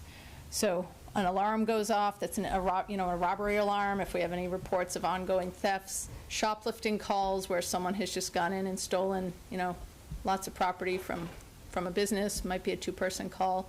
And there's some calls that are all units available. So that would be a robbery, active shooter situations, somebody with a gun somewhere, lots of different examples. And I don't know how DCC will impact that. I'm not sure. Okay. There was a question about, is there still police involvement in CHINS, Children in Need of Services petitions? So CHINS has transitioned over to Child Requiring Assistance, the CRAW. We actually deal with juveniles much less frequently than we used to. So we have some involvement when families need help, but I think they're going to other resources. Already? Yeah, we just don't have a lot of juvenile dealings the way that we used to. And then a resident asked if you could provide a little more information about the Citizens Police Academy. Sure. The Citizen Police Academy is a community outreach program. We run it every winter. It was on hold during COVID. We weren't able to run it for a couple of years, but Sergeant Moody started it again this year. And yeah, it's a great opportunity for members of the public, members of council to come in and spend, this year it was on Saturday mornings. So I think it was 9 to 12 on Saturdays through those cold winter days. And we invite people in to come and learn about our department. There's a lot of different classes where you might learn about things like domestic violence or narcotics investigations, about our field training program, about accreditation, hiring. We kind of cover it all. That is our CPA. It will run again next winter as long as everyone stays healthy and we don't go into some other COVID situation. And people can register? Yeah, they can follow our site. We usually announce it on social media. We don't have it set yet. We usually set it maybe in November, December of the ending of a year, and then people sign up, and then we have them come in and spend time with us. We really enjoy it. Okay, thanks. Yep. Councilor Maori, that's what I heard, but there may be other councilors who heard additional questions or... Oh, patrols, yes. Thanks, Quaverly. There's a question about the nature of patrols. Are cruisers out there simply patrolling, or are cruisers out there only responding to actual calls? But without a doubt, they are out sometimes when they're not responding to a call. And part of the nature of work is having some visibility and seeing things that might be suspicious, investigating them, and preventing crime. A good example that just happened to occur was kind of interesting. It was the middle of the night. An officer who was just on patrol, not responding to a call, saw something he thought was suspicious. It was a van that he noticed going behind the Fitzwillies area and thought that's kind of weird. It's 1:30 in the morning or whatever time it was. And yeah, stopped two people who had offloaded like 600 gallons of cooking oil. So a high value item. We've actually been hit a couple of times. And so they identified them, and yeah, so that's patrol. If you're doing your job, you're out hopefully preventing and sometimes catching people in the act of committing crimes. So that's what our officers do. They, of course, when they're out on not responding to a call, they may be on a traffic enforcement. They may be parked somewhere. I've spoken before to council about our directed patrol program. I know some councilors get more calls about traffic than others. Councilor LaBarge, I know you handle a lot of complaints about traffic up in your way. You have a lot of wide open roads up there. So, we put up speed measurement devices and collect data, and when we have problem areas, we list those and then send officers to those locations when they're not out, for example, like responding to a call. So they go to those locations and provide that kind of directed patrol. So there's things that they are doing when they're kind of out and about, not responding to a 911 call or any other sort of call. Okay, thank you. Yep. Yeah, thank you so much, Councilor. Yes, Councilor Jarrett. Thanks. I just wanted to ask you about what is the largest line item, career incentive, and is that where recruitment stipends goes as well, or because I didn't see that listed. Recruitment stipends wasn't listed. Yep. That is the Educational Incentive Program, or the Quinn Bill. Some people knew it formally as the Quinn Bill in policing. Now that was discontinued when the state stopped funding their portion of it, so now it's just called the Educational Incentive Program. Many years ago, the state passed the Quinn Bill, where if you had a particular degree, you get a percentage of your salary. So for example, for a bachelor's degree, it was you got 20% of your salary as like a set stipend that you got twice a year. So when the Quinn Bill was dissolved, many communities had to step up, which they did, and Northampton stepped up, and they didn't meet that percentage rate, but we have set rates now where we pay officers if they have a particular degree. So if you have a bachelor's, you get X amount, and if you have a master's, you get X amount. And we have a lot of officers who have their bachelor's degrees, I think about 80%, and many that have, some that have their master's as well. So that's what that line is. It's paid out in June and December, twice a year. So often our payroll may look a little weird because you'll see that June payment go out and it's higher because people are getting their educational incentive payments, and then it will occur again one other time in the year. Okay, so that's on top of the numbers we're seeing. Yes. Yeah. Yep. Thank you. Yes. Is that Councilman. incentive part of the, is that incentive in the collective bargaining agreement, or is it separate from it? Oh, yes, it's in the collective bargaining agreement, yeah. It's always a very big topic because many departments over the last year, maybe last year or 2 years ago, have converted back to percentages. So that makes some departments that have done that more desirable because people would usually rather make 20% than a set rate of, say, $8,000. So. Thank you. Yep.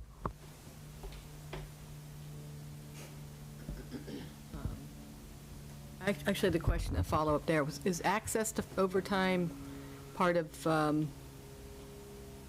the bargaining? I don't want to get into specific bargaining, but. I'm sorry, I missed the second word you said. Access to overtime for police officers as, for income.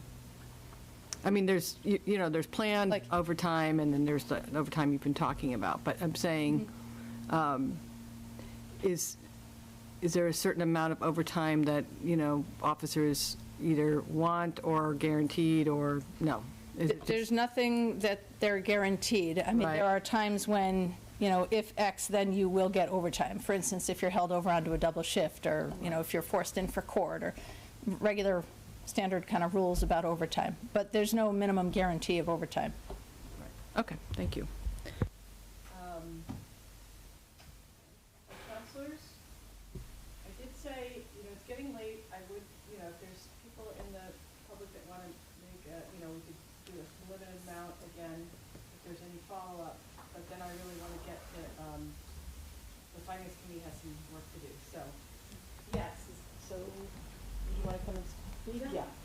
We'll do, I'm just going to time it for, I'm doing some math while you speak. Yeah, so I posed my question mostly to the counselors, but I'd also love to hear from the mayor about how she plans to engage with the members of the community that are against policing, and how that will look, especially as someone who voted to cut the budget by 10%.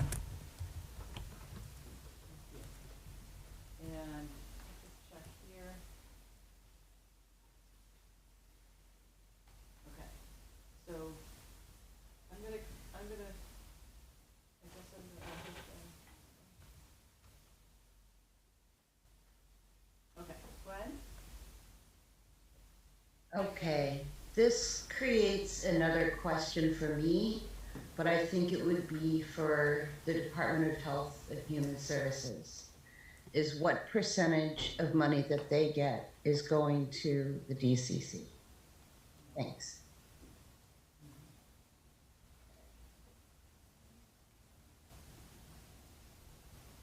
Okay, I'm going to close questions, and hopefully we can try to answer those. You're muted, I'm sorry. I'm muted right now? On your desk microphone? My desk. Oh, it's not green, though. Oh, sorry. Oh, okay. I might be mumbling. Thank you. Just walk out, or? No, I think I was probably doing this. The time of night where Councilor Maori mumbles. Yes. Yeah. I become mumble Maori. Right, so we have one question, maybe two there. Why don't we answer those, and then we can be done with the comments and the questions. So there was a question from a member of the public about meeting with the folks who would like to reduce the footprint of the police, the defund movement, and would the mayor be interested in doing that? Or how could they meet with you? You're much better at this, right, Counselor? Not just to me, am I right? Oh, I'm sorry, that's why I thought the question was for the mayor. I think it was for all of us. Oh, okay. That's Right. my understanding, right? Thank you. You're See? right. Yeah. Okay, so we can, okay, so we'll have to. Court stenographer tells me I'm right. There you go. Yes. Oh, okay. I apologize for that. I might have been conflating the two questions. So, well, that, I mean, why don't we, I mean, I'd be happy to follow up with you. I'm trying to keep it, I guess we can't all go around right now, so maybe that's something we can follow up with, or, because I want to keep it.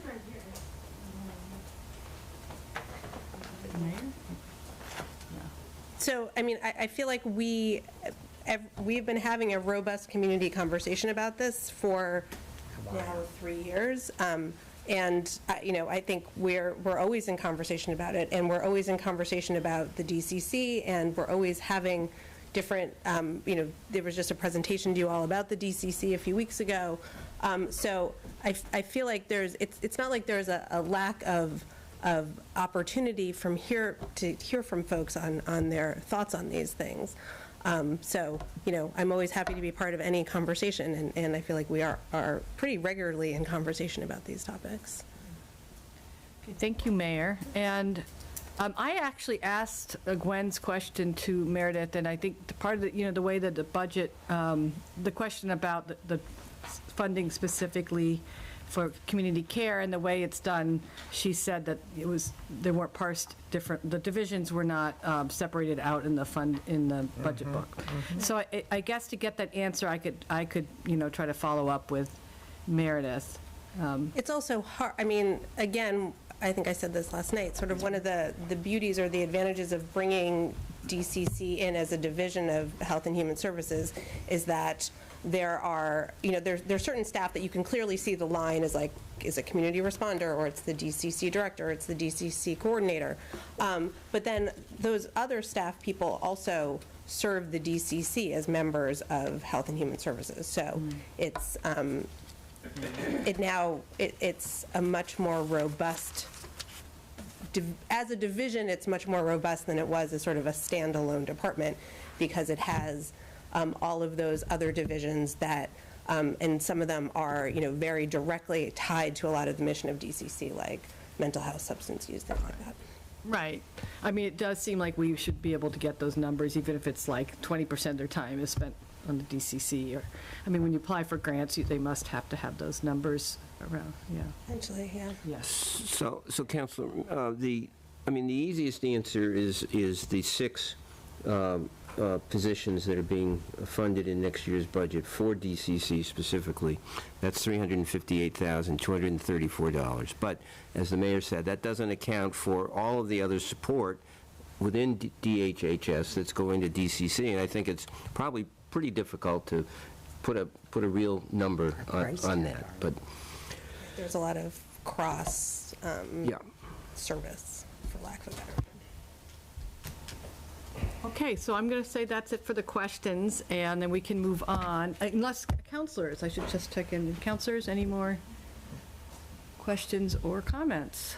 And we're not deliberating as a full council, just to remind you. This is just clarifying question time. So, President Nash, I guess the next move is to close the public hearing. Close the public hearing, and I would entertain. Then we will remain in session for both the full council and for finance, but we will still be recessed for finance as finance deliberates our recommendations back to the full council, which those recommendations will be for our next council meeting.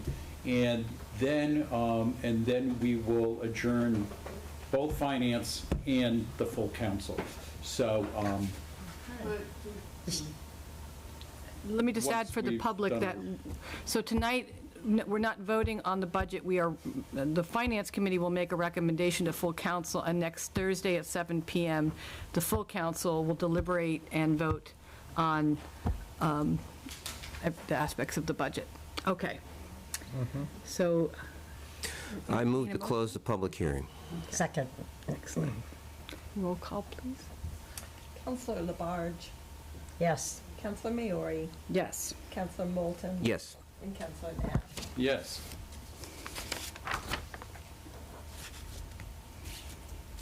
Okay, so the public hearing she's is got her hand closed. up. I'm trying to think who's going to Oh, wait, I guess recognize it's. you, me or Councilor? Well, I You guess go it's ahead and still do in, it. no, it's okay, but the hearing's closed, but we're still recessed.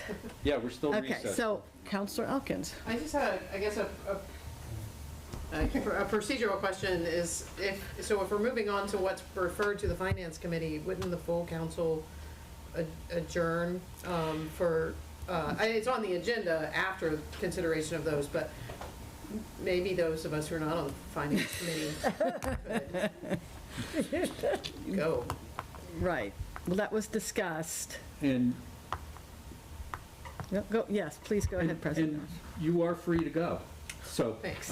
we just need one of the counselors to stick around so we can close council. We need 5 votes to adjourn council. So. I guess This is kind of weird, I guess isn't I'm it? wondering why we can't adjourn council Because then we'd have to reopen finance, which we can discuss that. We can. If are you sticking around? Yes. No pressure. Yes, I will be getting a ride from Councilor Maori. So, but, all right, we got our 5. I will need to recuse Yeah. for 2 of those items. I'm not sure if that affects quorum. Well, those items will be discussed by finance, and you're not part of finance. Right. So you don't have, I don't think you. But if I'm the only one left of council plus you 4, and I'm recused, does that make a problem for quorum? Well, you can for the step full back in council? for adjourning. But just want to be careful that we don't end up in a situation where there's actually a problem and we don't know about it because we haven't received legal advice. So. I'll be here. All right. I mean, the alternative is to try to figure out if we can adjourn the full council meeting and then reopen. But the reason I didn't feel like doing that is because it wasn't on the agenda as such. We're following the And Attorney Seawald was not available. So. I think as long as Councilor Gore's here, you're fine, because you'll have 5. Yeah. Yes, but I hear your concerns, Councilor Jarrett, and I think if we're in a full council meeting, I think you do need to recuse yourself, and we are still in a full council meeting. Okay. How's he going to get home? Okay, so I am going to leave the meeting. Yes. And go sit over there. Okay. And I will no longer be part of the meeting. So that will solve the problem.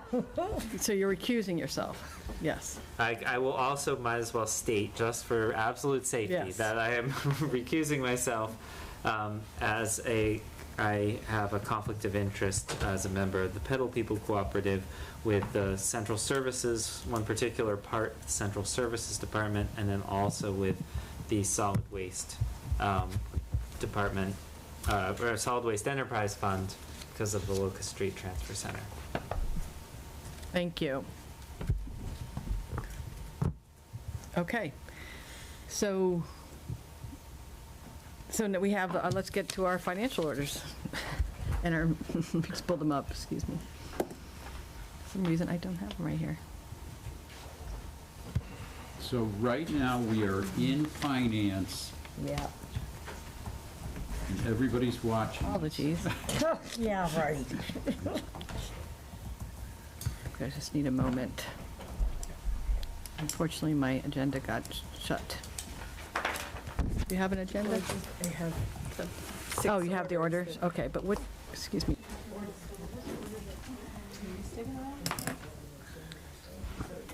Yeah, that's what I just, but, Yeah. and of course, he's not voting, so.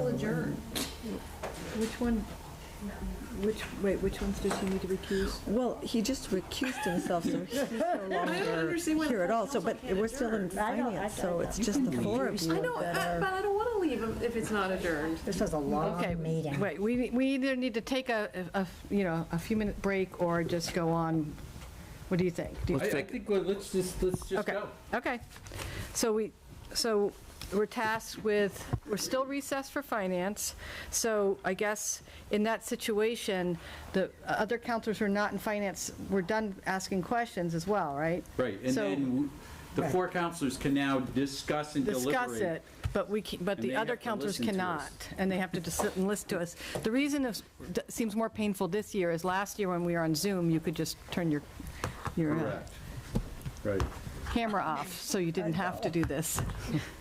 I never saw anything like that. Okay. So I'm going to try something. Okay. I'd like to make I a think so. motion that we move all of these items as a group with a positive recommendation back to City Council. I'll second that motion. And now we're going to discuss. And now we discuss the motion. Oh, wait, we need to, right. No, we don't have to roll. Okay. So, counselors, finance counselors? Yes. Well, why don't, I'll weigh in on my motion. Okay. Okay, I want to say that, this is going to be my seventh budget, and that, you get better and better at understanding them each time, and that I want to say that this one is really well put together, that the level of thought and consideration that has gone into this, the city has a lot of competing priorities. We've heard about it tonight, we heard about it last night, and we hear about it all the time from constituents. And that the mayor and her staff have worked really hard to address all of those concerns in some way. Of course, if we had a lot more money, we'd be addressing a lot more things, but with the limited, funding that we have, the mayor has put together a really wonderful, comprehensive plan for how to, provide services in our community for the next year. I'm really impressed with, the recommendations around the school departments, that last year we were we were all concerned about where things were going to be going coming the budget for this year. That the mayor warned us that this year was going to be some tough decisions, and that it's evident that the mayor and the school committee and the school department are working to make those tough decisions, and that and the other thing I want to share is that that I appreciate the mayor's approach to accessing the reserve funds. That I personally, my initial response was I was dead set against accessing reserves. My time on council has been, don't touch them. They're there for like COVID. Yep. That was incredible that we actually had the resources to get through it. And but the mayor has to determine, frames what's going on with our school department as a budgetary crisis, and that this is a one-time use, and that and what's particularly encouraging to me is that the mayor is working with school committee and with the unions, and that we're all on the same page in terms of advocating with the State House for more funding, that there's a level of cooperation around. I mean, this is a really hard decision. It is. And that there's people working together. I mean, that's pretty miraculous.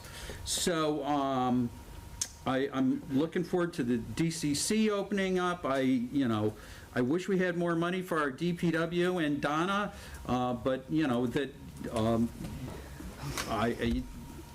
we just have limited resources. But by and large, this is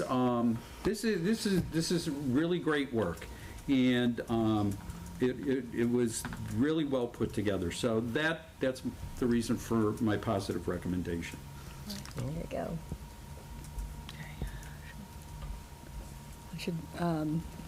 I'll let counselors, finance counselors go first if they'd like, and then I'll make some comments.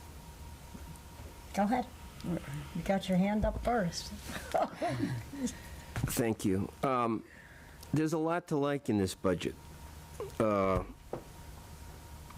particularly pleased, as I said last week, about the mayor's commitment to education at this time. I think that was a wise decision to provide the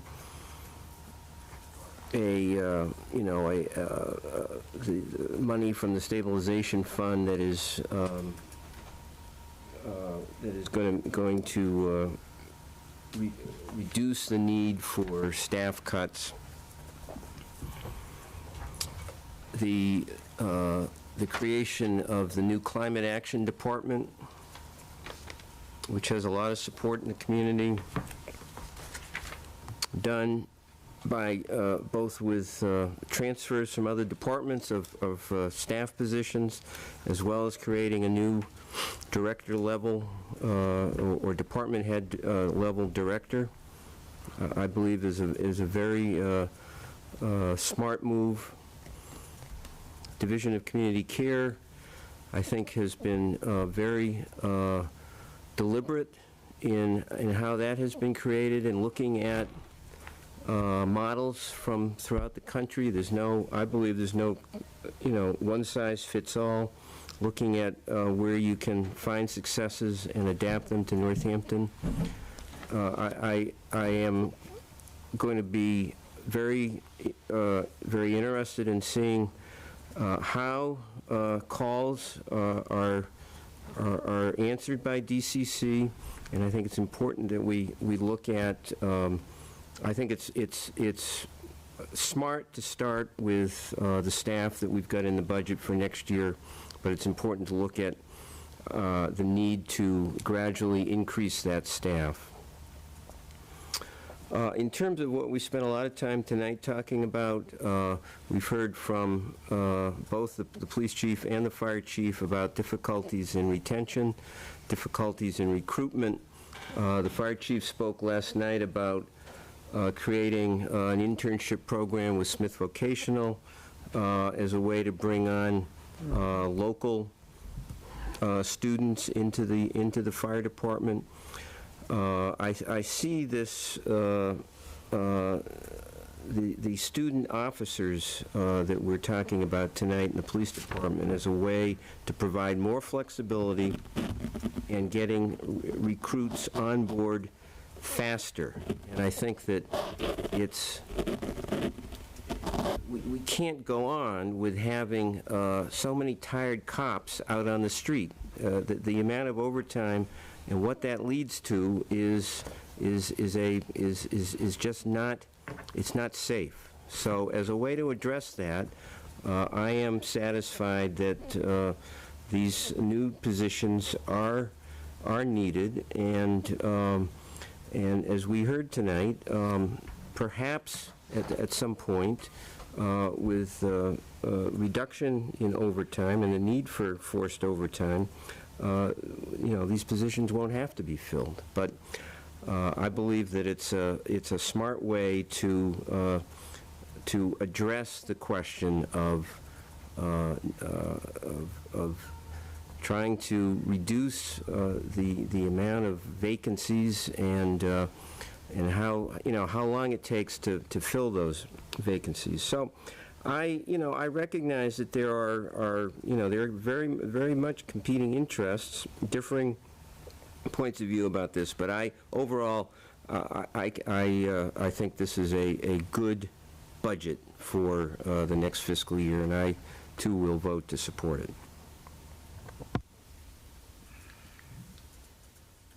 I'm supposed to go last. Oh, Chair. I thought Karen wanted this week. Well, it's only a finance deliberating. Oh, that's right. I forgot about it. It's getting late. No, well, it's also, this is the first time we've done it this way. I know, that's good though. Yeah. Okay, I want to thank the mayor, her staff, and her office with this budget book. Very, very well organized. Just looking at it and looking at the departments, you can go ahead and say, my God, this is what has been done here. Like our mayor. What has our mayor done? What has our staff done? Look at how they found that money for our schools, which was very, very critical because we were looking at quite a bit of layoffs there, and you protected that. You found a way to get that money. The language is in this book for every department that there is. We're looking at the Department of Public Works. They've been in trouble with 19 positions for over a good 2.5 years. And our city is not the only one. Many other cities are having this problem of filling positions. I have to say, with the fire department, I was very pleased with what we were told as counselors in our finance committee meeting of how they're progressing, and which is very important, and also having the new ladder truck being delivered, hopefully, by the fall. Now, public schools, I feel good about this, and I know I have quite a bit of teachers on my ward, and I've talked to, and also staff. And we all want to work together, and that's why the letter was very important to mention tonight about how many signatures have been sent to that State House, which I feel is critical and is in dire need. I also want to say that I want to look at the police department. Yes, we did fund them. Defund them at one point, and it was absolutely necessary because of the businesses that were closing here in Northampton and being stricken with the COVID-19. We now have in that budget taken care of the police department where they are getting cruisers, which was needed, but we couldn't vote for it last time because of the COVID-19 and what was happening here in our city of Northampton with businesses closing and who could afford a car at that time. I want to say that I, as a city councilor, and also I had one of my residents on here tonight speaking, and I've had many other residents on my ward in the city that I've talked to who feel that they want to see more police presence, which we are not seeing for quite a while. I am going to support the budget for the police department because I feel that what has happened here a couple of years ago with our budget was something that us councilors had to do. But now it is time hearing what is happening to that department, how people in this city are actually asking us as councilors, I know me as a councilor, where is the police presence? Very difficult to get them to come out to Ward 6 or any ward. Now, people, because of the amount of speeding, and our chief tonight mentioned about my ward with the traffic. The traffic is really, really heavy on West Stanton Road, West Farms Road, and also on Glendale Road. And we don't have sidewalks, and I have people having problems crossing on the intersection of West Stanton Road, on West Farms Road, and on Glendale Road. You're looking at safety with children here also. So I am supporting the police department with this budget, and that's my reasons why, because I have residents who feel that they want to be able to have police presence, and we can't have it. We can't have it. So that's it. Okay. I'll go now. I agree. I think I actually was thinking today, I can't really think of a time when it was probably a tougher time to be a mayor. Yes. I really can't. And actually for any department head, it's just really, at best, it's complex and it's challenging. You know, equity and climate change and housing, and lots of growing demands and needs and less funding. So I for most, you know, this budget, I applaud a lot of, the balancing of new and exciting initiatives, like, our new climate director and the community care department, and yet, you know, in a very kind of dire time in terms of funding. So I see that balance. I really appreciate that part. I am happy about the way you worked with the schools. Yeah. And so I think, you know, in general, I would say for most of this budget, I completely support it and I'm impressed with it. My issues, I still have concerns about the police, the proposed police department budget. I hear the distress and I'm convinced of the problem. I'm just, you know, I'm not convinced of the solution. I think I want a healthy department, and I want all of our departments to be healthy. I'm not sure expanding in this way is, you know, is always the healthiest, is the healthiest thing. And the other thing I'm concerned about is we heard from lots of departments with similar problems. I mean, there's at least names by the roles in the police department, and there isn't for the DPW. And as great as we did for the schools, and I honestly think you did the best you could for the schools, there's state and federal limitations, we are still cutting the schools. And so I guess where I'm at right now is, you know, I do also just want to say that the chief is like such a good advocate for her people, and I'm just very impressed with that. But I think other departments are also kind of suffering. So we can't throw the solution, this $160,000 permanent solution, to every department. So I need some time to think about it. So what I would be most comfortable with is, the thing that I could do tonight is a neutral recommendation, and so I could get to full council and hear what other councilors have to say, and have the week to take in a lot of what we heard tonight. Because, I mean, this, you know, councilors, this is our big charge. Like, we do a lot of stuff. Yeah. This is the one, and we were not put here to we weren't put here to rush through it or kind of rubber stamp it or not critically think through it. I mean, this is why we are here, actually, as this kind of stopgap. We are holding the money of our residents, and it's a big moment. And I think every dollar we really need to think about. So that's what I'm comfortable with tonight. To make a... well, I would be comfortable voting for a neutral recommendation. In finance? For the general fund. Oh, we did group them together, so that we'd have to. Yeah, but, okay. So that is an issue. But I'm looking forward to getting to full council and really having the brain power of all these councilors that I respect, because I am concerned about this. I don't know that this is the way to go. We have the community care department that hasn't even gotten to get its calls up, and it just feels a little fiscally. I'm not sure it's fiscally responsible to be funding the community care department, and expanding the funding, and the footprint is also financial. So expanding that footprint at least of the police department. I have to think about it this week. So that's where I'm at. So, there's a motion on the floor. For a positive recommendation. Right. So that's, yeah. I'm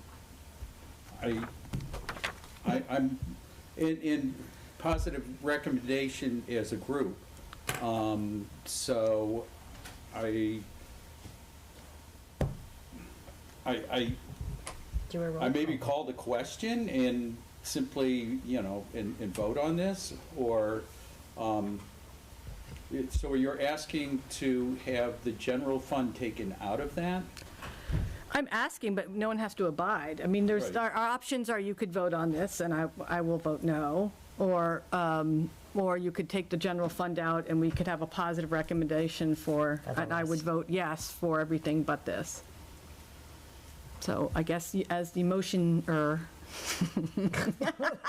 I made up a lot of words tonight. So, So what you're asking for is that we remove the general fund and vote for the rest, I'm not really asking, I'm, right? yeah. So I'm willing to accommodate 2 votes. Okay. I'm willing to accommodate change my first motion to just be about the general fund. It's on the floor as a positive recommendation, and who seconded? I did. And are you comfortable with just that? And then counselors can vote as they wish on that. And then we can take up the other items. Yes. Okay. Thank you. Yes. Okay. So you might have to withdraw the motion you Yeah, did you make. got it. Do I have to, what do you think, Laura? Did Did I modify it enough? You already amended typed it everything I to- said, right? Well, yeah. Yes, that would work too, withdrawing it and having the new motion, but, I think that would be cleaner. Okay, so I'll withdraw my original motion with the idea of a positive motion on the general fund budget. That's my motion. And I guess I need a second. Here's the second. Okay. Hopefully we don't discuss. Okay, so now we have a roll call when you get a chance. I don't even know what we're doing at this time. So let me clarify. We're voting, the Finance Committee is voting to whether to positively recommend the general fund budget portion of the budget, which isn't the whole budget, to full council for next Thursday. That's what we're doing right now. Only order 23316. Correct. Correct. Okay. Yeah, it's confusing. okay. Councilor Labarge. Yes. Councilor Maori. No. Councilor Moulton. Yes. And Councilor Nash. Yes. All right, that passes with one no. Okay, so then we have the rest of the budget. Yes. I'd like to make a motion to take the rest as a group, B through F, as a positive recommendation to City Council. I'll second that. Yep. Okay. Roll call for that then, Laura. Councilor Maori. Yes. Councilor Moulton. Yes. Councilor Nash. Yes. And Councilor Labarge. Yes. Okay, that passes unanimously. I can't believe whatever that word was. Unanimously. So now we need, yeah, sorry? Now let's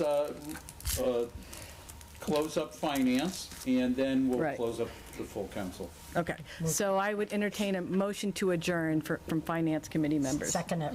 All right. Who was Roll the call? motion maker? No, I didn't, no, you have to make the motion. I'm entertaining a motion. He did. I'll make a motion to adjourn from finance. Second it. Okay, I really shouldn't have put a mint in my mouth right now when I say unanimous. Councilor Moulton. Oh, Yes. that's funny. Councilor Nash. We're all tired. Councilor Nash. Yes. Okay, Councilor Labarge. Yes. And Councilor Maori. That passes unanimously. Okay, so we're out of finance. We're back in the full city council. Welcome back, everybody. Second. Motion made by Councilor Elkins, seconded by Councilor Labarge. There's no discussion. I will say, everybody who didn't speak tonight gets to speak first next week. Laura, roll call, please. Councilor Elkins. Yes. Councilor Foster. Yes. Councilor Gore. Yes. Councilor Labarge. Yes. Councilor Maori. Yes. Councilor Moulton. Yes. Councilor Nash. Yes. And Councilor Pear. Yes. Okay, we are adjourned. Yay. Pass unanimously? Yes. Yes. Say it again. 4 hours. It could be worse.